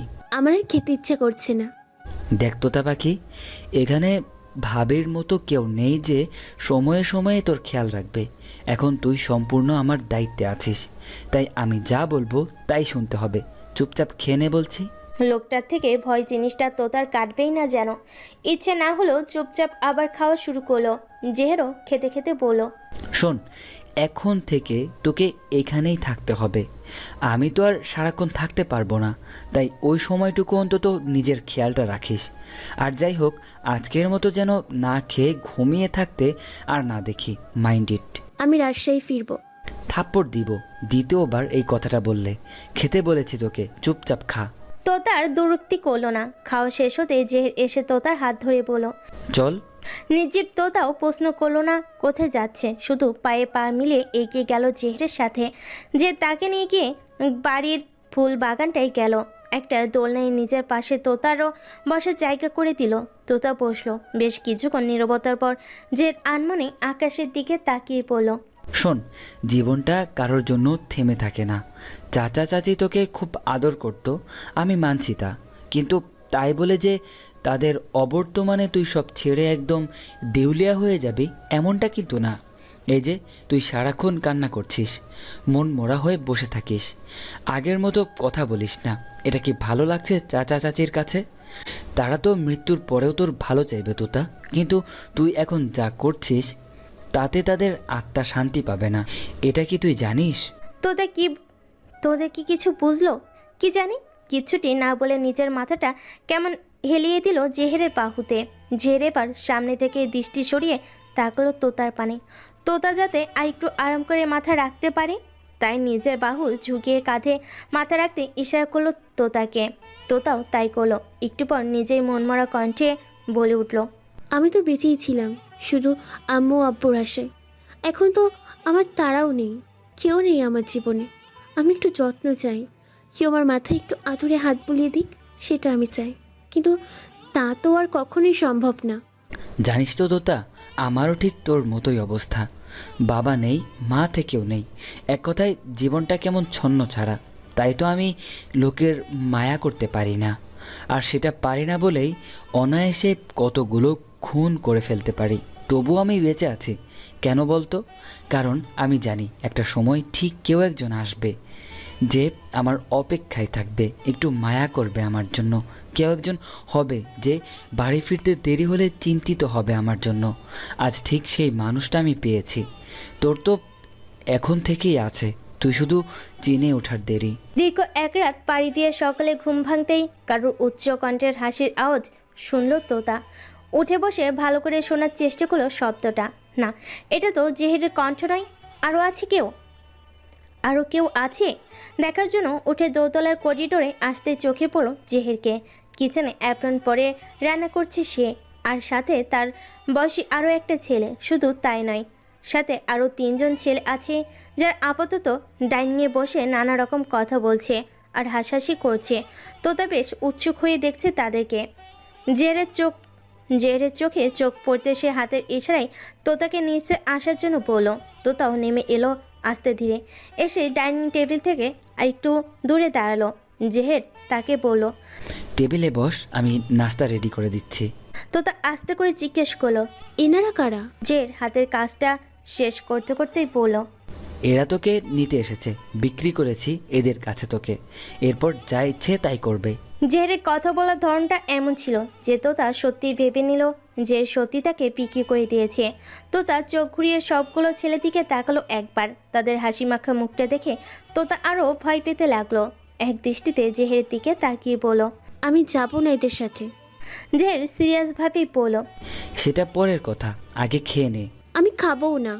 কথাটা বলে তোতা পেছন করে সদর দরজা ধীরে দিল এক দৌড়। ঠিক তখনই কয়েকটা মেয়ে ঢুকছিল বাড়িতে। তাদের দেখেই ছেলেগুলো নির্দেশনা দিল, এই ওকে ধর ধর। মেয়েগুলো চেপে ধরলো তোতাকে। নিজেকে ছাড়ানোর চেষ্টা করো যখন পার পেল না, তখন তোতা ফুপিয়ে কেঁদে উঠল। তা দেখেই এতক্ষণ মজা নিতে থাকা ছেলেগুলো হাসি থামিয়ে ফেল। যেহেতু ব্যস্ত হয়ে এগিয়ে এসে এক হাতে আগলে নিল তোতাকে। আরে আরে কাঁদছিস কেন তুই? আমরা মজা করছিলাম, বোকা মেয়ে। তোতা কান্নারত কণ্ঠে বলল, আমাকে কেন আপনি বিক্রি করে দিচ্ছেন? আমি তো কিছু করিনি, আপনার সব কথাই তো শুনেছি আমি। আহা, বলছি তো মজা করছি। আয় দেখি, ভয় পায় না পাখি, এরা কিচ্ছু করবে না, কোথাও নেবেও না তোকে, তুই আমার কাছেই থাকবি, চল। একটু কি বিশ্বাস করতে মন চাইলো জেহেরকে? হয়তো তাই তো গুটি গুটি পায়ে এগিয়ে গেল টেবিলের দিকে। জের একে একে সবার সাথে পরিচয় করিয়ে দিল তার বিশাল এক বন্ধু মহলের সাথে। পরিচয় পর্ব শেষ হতেই বন্ধুদের মধ্যে নিষেধ নামের একটি মেয়ে এসে বসলো তোতার একদম সামনাসামনি। হাতে থাকা এক গুচ্ছ গোলাপের মধ্য থেকে একটি গোলাপ তুলে তোতার কানে পিঠে গুজে দিতে দিতে বলল, তোমায় ফুলে বেশ মানাবে। তোতা কিছু বলল না। সাফা নামের আরেকটি মেয়ে বলল, আহা, পিচ্ছি মেয়ে, দেখ এখনো ভয় পেয়ে আছে কেমন। জাহের, তুই এভাবে ভয় না দেখালেও পারতি। যে শুধু আর চোখে একবার তাকালো তোতার মুখ পানে, তারপর আবার নিজের কাজে মন দিল। কথার ফাঁকে প্রহর নামের একটি ছেলে জেহেরকে কুতা দিয়ে পড়ল, এই এবার তোর ডিসিশনটা জানাতো, সেই কখন থেকে বলে যাচ্ছি। প্রহরের কথায় তাল মিলিয়ে সরব বলল, দোস্ত, মাত্র 2 দিনের ট্রিপ, রাতের বাসে উঠবো, সকাল সকাল পৌঁছে যাব, এরপর 2 দিন ঘোরাঘুরি, আবার সেখান থেকে রাতের বাসে উঠলে সকালে পৌঁছে জব্বর ঘুম হবে ভালো, ব্যাস। জেহের, আগে তো আমরা এক কথায় মাসের ট্রিপও দিতাম, তখন তো এক কথায় রাজি হয়ে যেতি, আর এখন মাত্র 2 দিনের ট্রিপেই এত ভাবার কি আছে? জের এবার দম ফেলে পড়ল, ওকে বাবা, যাচ্ছি, তোরা প্যাকিং শুরু কর। কথাটা বলতেই বন্ধু মহলের সবাই ইয়ে বলে চেঁচিয়ে উঠল। ঠিক তখনই তোতা দ্রুত জেহেরের দিকে ঘুরে ক্যাবলার মতো বলে উঠল, আমি 2 দিন একা একা থাকবো কি করে? হুট করে নীরব হয়ে গেল বন্ধু মহল। পরক্ষণে আবার হুট করে সবাই একত্রে হুহা করে হেসে উঠল। একটু হাসি থামিয়ে আসিফ নামের ছেলেটি বলল, ও মা জাহের, এটা সত্যি কিউট একটা পিস, আল্লাহ, আমি আগে কখনোই দেখি নাই। বলতে বলতে আসিফ এক হাত বাড়িয়ে তোতার গাল টেনে দিতে যাবে, অমনি জেহের কিচেন থেকে বড় এক স্টিলের চামচ ছুঁড়ে মারল তাসিফের হাতে। হাতে লাগতেই তাসিফ ওরে গস রে বলে হাত সরিয়ে ফেল। পরে বলল, সরি দোস্ত, খুশির ঠেলায় হাত চলে গেছে, আর করবো না এমন। আরেক রোল হাসির জোয়ার বয়ে গেল বন্ধু মহলটির মাঝে। এভাবে একটা পর একটা কথার ঝুলি নিয়ে বসেছে পুরো মহলটি। যে শুধু দেখলো তার তোতা পাখিটার মনটা একটু হালকা হয় কিনা। সবার মাঝে থাকলে অন্তত কিছুক্ষণের জন্য হলেও নিজের মনের ভেতরে দুঃখগুলো ভুলে থাকতে পারবে মেয়েটা। ট্রিপের ডেট পড়েছে 4 দিন পর। প্লেস বরাবরই মোটামুটি চেনা, বন্দরবনের আলু টিলা। এর মধ্যে 2 দিন এমনি কেটে গেছে। রাতের দিকে জেহেরের ফিরতে আজ একটু দেরি হয়েছে বটে, একটা মিশনের জন্যই এত দেরি। দরজায় বেল বাজতে যাবে তার আগে চোখে পড়ল দরজাটা খোলা। বুড়ো কুচকে এলো জেহেরের। দরজা তো খোলা থাকার কথা না। ভেতরে ঢুকে সার্ভেন্টটিকে দেখতে পেল না জেহের। ভাবলো হয়তো বেশি রাত হচ্ছে বলে চলে গিয়েছে। জেহের এবার উপরের রুমে গিয়ে তোতাকে খুঁজলো, কোথাও না পেয়ে এবার একটু জোরে জোরেই ডাকলো। বুকের ভেতর আতঙ্কের দলা বাসা বেঁধেছে একটু একটু করে। উদ্বিগ্ন হয়ে সারা বাড়ি তন্ন তন্ন করে খোঁজার পরও তোতার কোনো চিহ্ন খুঁজে পেল না। এদিকে পকেটে থাকা ফোনটি সেই কখন থেকে বেজে যাচ্ছে। এক পর্যায়ে বিরক্ত হয়ে ফোনটা কানে তুলল জেহের। হাঁপানি রোগীর মতো শুধু পড়ল। হ্যালো। তার কণ্ঠের এমন বেহাল দশা দেখে ফোনের ওপাশ থেকে তাসিফ চিন্তিত হয়ে পড়ল। কিরে, কি হলো তোর? কণ্ঠ এমন কেন লাগছে? জেহেরের গলা ধরে আসছে, তবুও কোনো মতে উচ্চারণ করলো। আমার তোতা পাখিকে খুঁজে পাচ্ছি না। মানে কি বলছিস এসব? বাড়িতে খুঁজে দেখ ভালো করে, হয়তো ঘুমাচ্ছে কোথাও। সারা বাড়ি খুঁজেছি, কোথাও নেই ও। আচ্ছা শোন, এই কন্ট্রোল রুমে গিয়ে সিসিটিভি ফুটেজ চেক কর। আমরা এক্ষুনি আসছি সবাই। কল কাটতে জেহের ছুটল সিসিটিভি চেক করতে। তার হাত অনবরত কাঁপছে, তবুও কোনো মতে ল্যাপটপ স্ক্রিনে চেক করলো আজ সারাদিনের ফুটেজ। চোখে পড়ল এক অনাকাঙ্ক্ষিত ঘটনা। সন্ধ্যার দিকেই তোতাকে কয়েকজন লোক এসে জোর করে তুলে নিয়ে গেছে। এদের চিনতে একটু দেরি হলো না জেহেরের। এরাই সেই পাচারকারীর দলটি যার মূলে রয়েছে তাসান। সেদিনে বৃষ্টির সঙ্গী তোতার। রাগে মুখে চোখের গঠন যেন পরিবর্তন হতে লাগলো জেহের। ততক্ষণে তাসিফ পোহরাও চলে এসেছে। পাচারকারীদের ধরার মিশনে এরা সবে এক একভাবে জড়িত, তাই তাসানের পরিকল্পনা বুঝতে খুব একটা দেরি হলো না তাদের। তখনই কনক নামের এক বন্ধু বলে উঠল। আমি গতকালই ওর বাড়ির ঠিকানা হাতে পেয়েছিলাম। হেলাফেলাই করে জানানো হয়নি তোদের। যদি ভুল না হয় তাসানের বাচ্চা ওখানেই আছে। ভাগ্য থাকলে তোয়াকেও সেখানে পাওয়া যাবে। সবাই চল। যেমন কথা তেমন কাজ। জেহের জানে এই মুহূর্তে তাসানের বাড়িতে গিয়ে এক অনাকাঙ্ক্ষিত পরিস্থিতির সম্মুখীন হতে হবে তাকে। আবারও সামনে হামলে পড়বে কিছু অতীত। তবুও জেহেরকে যেতেই হবে, কারণ সেই পিচ্ছিল অতীতের চেয়ে বর্তমানটা বেশি জরুরি তার কাছে। তোতা পাখি তার সবটা, শুধু বর্তমানই নয় বরং আজন্মের ভবিষ্যতও। ও বেল বাজতে দরজা খুলে দিল বয়স 55-এর এক মহিলা। দ্বার প্রান্তে দাঁড়িয়ে থাকা জেহেরকে দেখে কেমন যেন খুব চেনা চেনা মনে হলো। খুব একটা বেশি সময় লাগেনি তার। 19 বছর আগে ফেলে আসা নিজের সন্তানকে দেখে আবেগে আপ্লুত হয়ে মহিলা করুণ সুরে ডেকে উঠল, জেহের বাবা। এতগুলো বছর পর জেহেরের কলিজাটা কেঁপে উঠল যেন। তবু সে শক্ত পাথর কণ্ঠে জিজ্ঞেস করলো, তাসান কোথায়? মহিলার ভুরু কুচকাল। যে এতগুলো বছর পর নিজের গর্ভধারিণী মাকে দেখেও কিছু বলছে না, এক ফোঁটা চোখের পানিও ফেলছে না। জিজ্ঞেস করছে তাসানের কথা। জেহের বাবা, তুই আমায় চিনতে পারিস না? আমি তোর মা। সাথে সাথে জের এক হাত উঁচিয়ে বাধা দিল মহিলাকে, বলল, আমার 8 বছর বয়স থাকতেই আমার মা মারা গিয়েছে।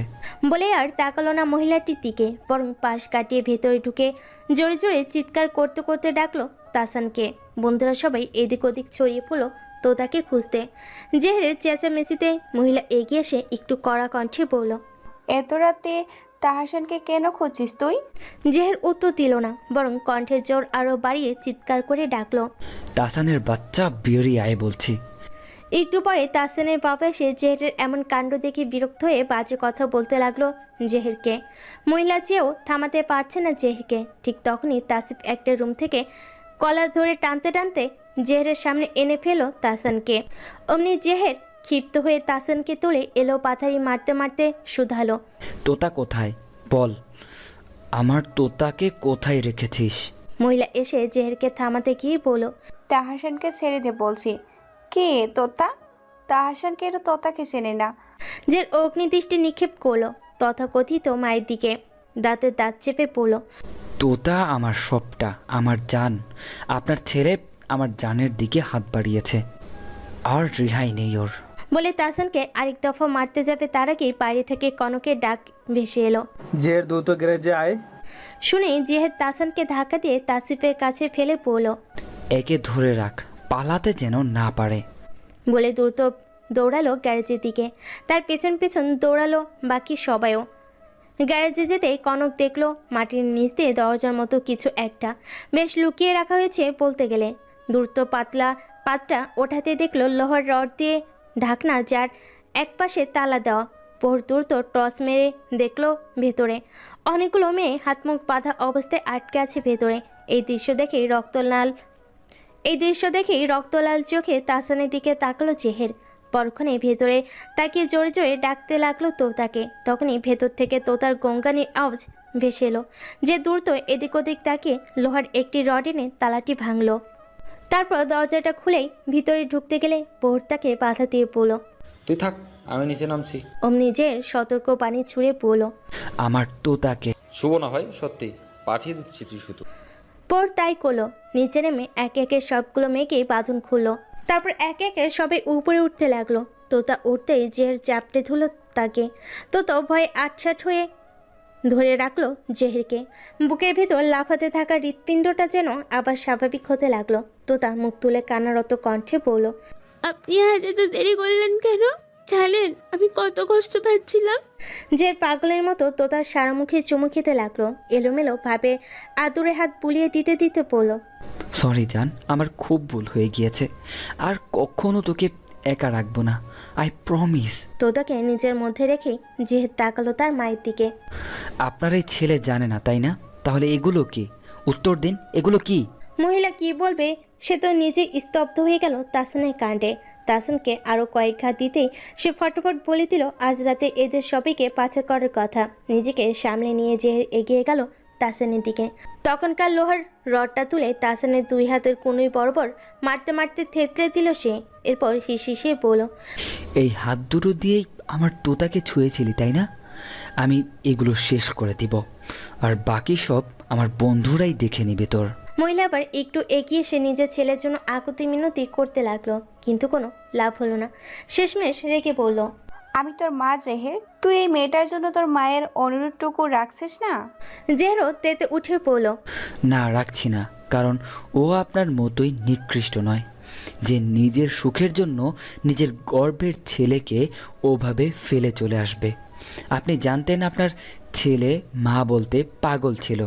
বাবা মারা যাওয়ার পর আমার একমাত্র আস্থা ছিল যে আমার মা তো আছে, আমার দুনিয়া আছে, কিন্তু আপনি কি করলেন? নিজের চাহিদার জন্য আমায় বিশাল সমুদ্রে একা ফেলে চলে এলেন। এই এতগুলো বছরেও একবারও খোঁজ নিয়েছেন আমি কি করে আছি, কি খাচ্ছি, কি পড়ছি, আদৌ বেঁচে আছি কি না? নেননি। এখন কোন অধিকারে নিজেকে মা বলে দাবি করছেন? লজ্জা করছে না? বলে তোতাকে এক হাতে জড়িয়ে ধরে আবার বলল, এই মেয়েটা আমায় দ্বিতীয়বার বাঁচার অনুপ্রেরণা জুগিয়েছে। ওকে দেখলেই আমার আরও যুগ যুগ বাঁচতে ইচ্ছে করে। মনে হয় আমায় নিয়ে চিন্তা করার কেউ একজন তো আছেই। আর আপনি বলছেন আপনার কথা ভেবে আমি ওকে বিপদে ফেলবো? No way. আজ আমি ছেলে হয়ে আপনার দীর্ঘায়ু কামনা করছি। আমি আল্লাহর কাছে চাইছি আপনি আরও 100 বছর বেঁচে থাকুন। আপনাকে ভালোবাসি বলে এটা চাইছি না। এটা চাওয়ার কারণ হলো আমি আপনাকে দেখিয়ে দিতে চাই আপনি আর এই মেয়েটা এক নয়। আমি দেখিয়ে দিতে চাই আমার মৃত্যুর পরও আমার সন্তানকে নিয়ে কি করে এই মেয়েটা বাকি জীবন পার করে, কিভাবে নিজের সন্তান আগলে বাঁচতে হয় তা আমার তোতাকে দিয়েই শিখিয়ে দিতে চাই আপনাকে। আমি আরও চাই সেটা দেখে আপনি নিজের ভেতরের অনুতপ্ততা নিয়েই ধুকে ধুকে মরে যান। ব্যাস এতটুকুই। তোতা হা করে জেহেরের মুখের দিকে তাকিয়ে আছে। কিসব বলছে এ লোকটা, মুখে আটকায় না কিছু। তোতা চামটি মেরে নিজেকে ছাড়িয়ে নিল জেহেরের থেকে। সেটা খেয়াল করতে জেহের ভুরু কুচকে তাকালো তোতার দিকে। আস্তে করে জিজ্ঞেস করলো, কি হলো তোতা পাখি? অমনি তোতা এক আঙ্গুল উঁচিয়ে বলল, একদম কথা বলবেন না আমার সাথে। জেহেরের ভয় হতে লাগলো, তোতা এমন কেন করছে। জেহেরের চোখ দুটো হুট করেই ভরে উঠল। তোতাকে মানানোর উদ্দেশ্যে হাত বাড়াতে গেলেই তোতা আবার বাধা দিয়ে পড়ল, একদম আসবেন না আমার কাছে। তোতা পাখি আমি কি মানে কি? হ্যাঁ, কোন সাহসে আপনি মরে যাওয়ার কথা বলছেন? আমাকে কষ্ট দিতে ভালো লাগে আপনার? জেহেরের বুক থেকে ভারী পাথর যেন সরে এলো। সাথে হাসি ফুটলো বন্ধু মহলের মুখেও। তাহসানের বাড়ি থেকে বেরিয়ে তোতাকে নিয়ে গাড়ি স্টার্ট দিল জেহের। বাকিরা তাহসানের ব্যবস্থা করবে। বেশ কিছুক্ষণ পর তোতা জেহেরকে প্রশ্ন করে উঠল, উনি আপনার মা তাই না? জন্ম দিয়েছে ঠিক, তবে মা হয়ে উঠতে পারেনি। তাই বলে এত ঘৃণা করবেন? ঘৃণা করি না, তবে ভালোবাসি না। কষ্ট হয় না? কথাটা শুনে জেহের এক ঠোঁট পাকিয়ে তাচ্ছিল আর হাসলো, বলো একটা সময় হতো, এখন আর হয় না। আই এম হ্যাপি নাও। তাহলে তখন ওনাকে কথাগুলো বলার সময় আপনার চোখে পানি ছিল কেন? সাথে সাথে গাড়িটা ব্রেক কষলো জেহের। ঘন ঘন নিঃশ্বাস ফেলে নেমে এলো গাড়ি থেকে। মৃদু বাতাসের মাঝে ব্রিজের পাশে গিয়ে কোমরে দুহাত গুজে দাঁড়িয়ে রইল সে। বেশ অনেকক্ষণ হয়ে যাওয়ার পরও জেহের যখন ফিরছিল না, তখন তো তার নিজেই নেমে এগিয়ে গেল জেহেরের কাছে। একটু দূরত্ব নিয়ে দাঁড়িয়ে পড়ল। এখনো কাঁদছেন? জেহের মাথা ঘুরিয়ে ভেজা চোখে তাকালো তোতার মুখপানে। হুট করে তোতাকে দুহাতে চাপটে ধরল সে। তোতার ঘাড়ে মুখ গুজে ওয়াইনি ভয়েসে পড়ল, আমায় বিয়ে করবি তোতা? আজ এক্ষুনি? তোতা অবাক হলো না, কেন যেন সে আগে থেকেই বুঝতে পেরেছে। নীরবে হাসলো তোতা। তাকে চুপ দেখে জেহের তাকে একটু ঝাঁকুনি দিয়ে আবার বলল। কি রে বল? তোতা একটু অবাক হওয়ার ভান করে বলল, এখন কটা বাজে? জেহের আবার বলল, তুই করবি কি না বল? তোতা একটু দুষ্টামি করে বলল, আপনি না আমার ভাইয়া লাগেন? জেহের কিছু না বলে নিজের এক হাত দিয়ে তোতার কোমর হালকা চেপে ধরল। তাতে কেঁপে উঠল তোতা। নিজেকে জেহেরের থেকে ছাড়ানোর চেষ্টা করে বলল, কি করছেন? ইস, ছাড়ুন। বিয়ে করবি কি না বল? শর্ত আছে আমার। কি? আপনি আর কখনো মানুষ মারতে পারবেন না, আর আমাকে এত ইগনোর করা চলবে না। ভাব নিয়ে থাকা যাবে না, বকা দিতে পারবেন না। জেহের এবার তোতাকে ছেড়ে দাঁড়িয়ে পকেট থেকে ফোন বের করে কনকের নাম্বারে ডায়াল করতে করতে বলল, একটা শর্তও মানতে পারবো না, শুধু অনেক ভালোবাসতে পারবো, ব্যাস। বলে ফোন কানে নিয়ে কনককে বলল, তোদের কাজ হলো? এই তো ফ্ল্যাটের দিকে যাচ্ছি। ওকে, যাওয়ার সময় কাজে নিয়ে যাবি। বিয়ে করব এক্ষুনি, ব্যবস্থা কর। বলে ফোন কেটে দিয়ে তোতার হাত ধরে গাড়ির দিকে যেতে যেতে বলল, চল। তোতা এগোচ্ছে না দেখে জেহের আবার তাকালো তার দিকে। চোখের ইশারায় বোঝালো। কি হলো? তোতা কাচুমাচু করে বলল, একটু বেশিই তাড়াহুড়ো করে ফেলছি না? জেহের হালকা হেসে এগিয়ে এসে তোতার কপালের উপর পড়া চুলগুলো কানের পিঠে গুজে দিতে দিতে বলল, ভয় পাস না, বিয়েটা করে রাখবো আজ, বাসরটা আজ করব না, যা। ইস, লোকটার মুখে কিছুই আটকায় না। এইদিকে যে তোতা লজ্জায় কুকড়ে যাচ্ছে, তা কি দেখতে পারছে জেহের? জেহের এবার হেসে তোতাকে টেনে গাড়িতে উঠাতে উঠাতে বলল, এবার তো চল পাখি। সব নিয়ম মেনে খুব সাধারণভাবেই রাত 3টার সময় বিয়েটা হয়ে গেল তোতা আর জেহেরের। বিয়েতে উপস্থিত ছিল শুধুমাত্র তার বিশ্বস্ত বন্ধু মহলটাই। এরা সবাই একই ফ্ল্যাটেই থাকে, যেহেতু বেশিরভাগ বিবাহিত বলা যায় ফ্যামিলি ফ্ল্যাটই। তোতার জন্য সার্ভেন্টিও জড়িত আছে তাসানের সাথে। তাই জেহের বেশ চিন্তিত তোতাকে নিয়ে। সার্ভেন্টি তো বন্দি, কিন্তু আর যে কাউকে তোতার জন্য বিশ্বাস করে রাখতে পারছে না সে। অমনি নিষাদ বলল, তুই ব্যাচেলার বলে এতদিন থাকিসনি নানা বাহানায়, বুঝলাম তোর নিজের বাড়ি আছে, কিন্তু এখন তো তোতার কথা ভাবতে হবে, তাই না? তুই চলে গেলে মেয়েটা একা কী করে থাকবো ওই বাড়িতে? এর থেকে ভালো হয় না এবার থেকে আমাদের সাথেই থাক, তাতে তুইও টেনশন ফ্রি থাকবি তোতাকে নিয়ে, আর তোতাও বোরিং ফিল করবে না, আমরা সবাই তো একসাথেই থাকবো। নিষাদের কথাই বাকিরাও জোর করলো জেহেরকে। সবার কথাই জেহের উত্তরে বলল শুধু, ভেবে দেখবো। আলু টিলার পর্যটকদের থাকার জায়গাটা বেশ মনের মতো লেগেছে তোতার। কেমন স্নিগ্ধ একটা ভাব। বিকেলে জেহেরের দেওয়া টকটকা লাল শাড়িটা পরেছিল কালো ব্লাউজের সাথে ম্যাচ করে। এখনও সেটি গায়ে জড়ানো। চেঞ্জ করতে চেয়েছিল, তবে জেহের মানা করে আর চেঞ্জ করেনি। সন্ধ্যার পরে খালি জায়গাটায় সবে মিলে ক্যাম্প ফায়ার জ্বালিয়ে বসেছে। সাথে রয়েছে বারবিকিউ পার্টি। আরও একটি বিশেষ প্রাধান্য পায় যে ছেলেদের জন্য আলাদা করে হুইস্কির বোতলও রয়েছে। নিষাদটা বায়না ধরেছে বারবিকিউ তারাই তৈরি করবে। ছেলেরাও মেনে নিয়ে ক্যাম্প ফায়ার থেকে একটু দূরে গিয়ে বসলো। মেয়েরা জোর করে সাউন্ড বক্সটাও নিজেদের দখলে নিয়ে এলো। তোতাও তাদের সাথে যোগ দিয়েছে। যে তার থেকে কিছুটা দূরত্বে থাকলেও নজর রাখছে বেশ কড়াভাবে। একটু পরে জের বন্ধুদের কথা তালে একটু নজর সারলো তোতার থেকে। সাউন্ড বক্সে গান বাজছে অনবরত। তখনই তাসিফ অবাক কণ্ঠে বলে উঠল, ও মাই গড, কি হচ্ছে ওদিকে? হেই দেখ দেখ, আরে জেহের তোর বউ তো ফাটিয়ে দিচ্ছে। কথাটা শুনে যে দ্রুত গতিতে মাথা ঘোরালো তোতার দিকে। আল্লাহ, কি দেখছে সে? মেয়েরা সবাই গানের তালে তালে নাচছে। কি গান? চিকনি চামলি। তোতা তো পুরো জোশ নিয়ে নাচছে। মেয়েটার আশেপাশে যে এত মানুষ আছে যেন খেয়ালই নেই তার। এদিকে জেহেরের অবস্থা বেহাল।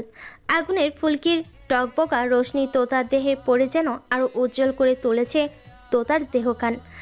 তার উপর শাড়িটা এমনভাবে পড়েছে এই মুহূর্তে যে কোনো ছেলের শিরাশিরাই জ্বালা ধরিয়ে দেওয়ার মতো। আর সেখানে তো জেহেরের নিজের বউ। জেহেরের শরীরে যেন অচেনা এক শক্তি ভর করেছে, ঘাম ছুটছে অনবরত। তবু নিজেকে ঠিক রাখার প্রচেষ্টায় একের পর এক হুইস্কির প্যাক মুখে ঢেলে যাচ্ছে। দৃষ্টি তার নিবদ্ধ তোতার দিকে। মেয়েটার কি সেই খেয়াল আছে? উত্তাল সমুদ্রের মতো নিজে যেন নিজের জন্য অমাবস্যা ডেকে আনছে সে। যে কি পুরোটা সময় নীরব থাকবে? কখনো না। নাচ শেষ হতে মেয়েরা সবাই দুহাত তুলে হু করে চেঁচিয়ে উঠল, সাথে তোতাও। ছেলেরাও খুশিতে গদগদ হয়ে হাততালি দিতে দিতে এগিয়ে গেল নিজেদের বউদের কাছে। জেরকে না আসতে দেখে তোতা একবার তাকালো তার দিকে। অমনি জের এক আঙ্গুল উঁচিয়ে ইশারায় ডাকলো তাকে। তোতা স্বাভাবিকভাবে শাড়ির আঁচল দিয়ে ঘাম মুছতে মুছতে এগিয়ে গেল জেহেরের কাছে। কাছাকাছি আসতে যে তোতার কোমর চেপে টেনে নিজের থাইয়ের উপর বসিয়ে দিল। অন্য হাতে হুইস্কি গ্লাস নিয়ে বেসামালভাবে নিজের মুখে ডুবালো তোতার ঘাড় গলার সংলগ্ন এলাকায়। মাতাল কণ্ঠে বলল, নাচলে কেন সবার সামনে? তোতার গলায় যেন কথা আটকে যাচ্ছে। জেরের এলোমেলো ছোঁয়াগুলো মারাত্মক। কোনো মতে বলল, আপুরা বলছিল কিছু হবে না সবার সাথে নাচলে, তাই। কে বলল কিছু হবে না? এত মারাত্মক নাচলি, আমার মধ্যে তো অনেক কিছু হচ্ছে এখন। কি হচ্ছে আপনার? তোকে মেরে ফেলতে ইচ্ছে হচ্ছে। মেরে ফেলি? মিথ্যা কথা। তোতার কথা শুনে মুখ তুলে ফেললো জেহের। বুড়ো কুচকে বলল, মিথ্যা কথা মানে? এভাবে সবার সামনে আর এত মারাত্মক নাচলে সত্যিই মেরে ফেলবো, বলে রাখলাম। তোতা কিছু না বলে জেহেরের গলা জড়িয়ে ধরে কিটকিটিয়ে হেসে দিল। তা দেখে জেহের বলল, হাসছিস কেন? আপনি হাসার মতো কথা বললেন তাই। মানে আপনি যে আমায় কখনো মারবেন না তা আমি জানি। সেটা কে বলেছে তোকে? কেউ বলেনি, আমি বুঝে নিয়েছি। কি বুঝলি? বুঝলাম আপনি আমায় মারবেন না কারণ আপনি আমায় ভালোবাসেন। ভালোবাসলে মারা যায় না, শুধু আদর করা যায়। যে এক ভুরু উঁচু করে তাকালো তোতার পানে, আস্তে করে বলল, বুঝিস ভালোবাসি যে? সেই কবে থেকেই বুঝি। কবে থেকে? ভার্সিটি নবীন সংস্কৃত অনুষ্ঠানের দিন থেকে। জেহের তোতার কোমরটা একটু টেনে নিয়ে বলল, বুঝিস যখন বলিসনি কেন? বাবা সেই সাধ্যি আছে আমার? স্বয়ং জেহের বিন চৌধুরীকে নাকি বলবো ভালোবাসার কথা, তার উপর আপনি আমার চাচাতো ভাই। কি করে বলি বলুন তো ভাইয়া? মেরে ফেলবো একদম ভাইয়া বলে ডাকলে। তোতা কিটকিটিয়ে হেসে দিল। জেহের মুগ্ধ হয়ে দেখলো তোতার হাসি। কতগুলো দিন পর মেয়েটা এমন হাসছে। মুহূর্তেই যে সিদ্ধান্ত নিলেও সে এবার থেকে বন্ধুদের সাথে ফ্ল্যাটে থাকবে। অন্তত তোতাকে হাসি খুশি রাখার জন্য হলেও তার বন্ধু মহলটা প্রয়োজন। সারা জীবন এইভাবেই হাসবি তো? জেহেরের প্রশ্নে তোতা এবার উচ্চ হাসি থামিয়ে বলল, আপনি পাশে থাকলে সারা জীবন হাসবো, থাকবেন তো? জেহের একটা দীর্ঘ নিঃশ্বাস ফেলে বলল, তুই ছাড়া আমার আর কোনো বেঁচে থাকার অবলম্বন নেই। তোকে ছাড়া আমি থাকবো কি করে? মৃত্যুর আগ পর্যন্ত থাকবো তোর পাশে, তুই শুধু আমার হয়েই থাক, ব্যাস। তোতা তৃপ্তিময় হাসলো। জেড একটু পর তোতার গালে হাত বোলাতে বোলাতে বলল, আজ তুই নিজেকে আমায় দিবি? তোতা হালকা হেসে বলল, মায়ের থেকে প্রতিশোধ নিতে বুঝি। ধুর, আমি বোকা? ওনার থেকে প্রতিশোধ নেওয়ার জন্য তোর ক্ষতি করব? আমি বেবির কথা মাথায়ও আনছি না এখন। তুই এনে থাকলে ঝেড়ে ফেলে দেও কথা। পড়ালেখা শেষ হওয়ার আগে ওসব চিন্তা করা যাবে না, তোর মনে থাকে যেন। তোতা হালকা হাসলো। জের আবার কণ্ঠে কাতরতা এনে শুধালো, বল না, দিবি এখন আমায় তুই নিজেকে? একটা শর্ত। কি? হাতের ওটা ফেলুন। জের এক নজর তাকালো হুইস্কির গ্লাসটার দিকে, এরপর হেসে পড়ল, আজকেরটা মানলাম, cause I hardly need you right now. আর তোর নেশার কাছে হুইস্কি তো তুচ্ছ। Now I am getting better than whisky, you know. বলতে বলতে যে হাতের গ্লাসটা ফেলে তোতাকে বাজে কোলে তুলে নিল। এদিকে পুরো বন্ধু মহল তাদের দেখে ঝা করে সিটি বাজিয়ে উঠল। লজ্জায় জেহেরের বুকে মুখ গুজল তোতা। জেহের হাসলো তোতার এমন কাণ্ডে, কানের কাছে মুখ নিয়ে বলল, শুনছো তোতা পাখি, আমি আমার এই লাজুক লতাকে ভীষণ ভালোবাসি। সেও কি বাসে আমায়? তোতা হেসে ওভাবে থেকে উত্তর দিল, শুনছেন চাচাতো ভাই, এই লাজুক লতা তার নির্লজ্জ বেপরোয়া বরটাকেও ভীষণ ভালোবাসে, কিন্তু সে এখনো একবারও লাজুক লতাকে বউ বলে ডাকলো না। জেহের হেসে বলল, লজ্জাবিহীন লাজুক লতা নিজের বরকে চাচাতো ভাই সম্বোধন করে? ছি, আজ রাতের পর থেকে অনাকাঙ্ক্ষিত শব্দটি তুমি ক্ষণে ক্ষণে শুনতে পাবে, বুঝলে বউ? লাজুক লতা বউ।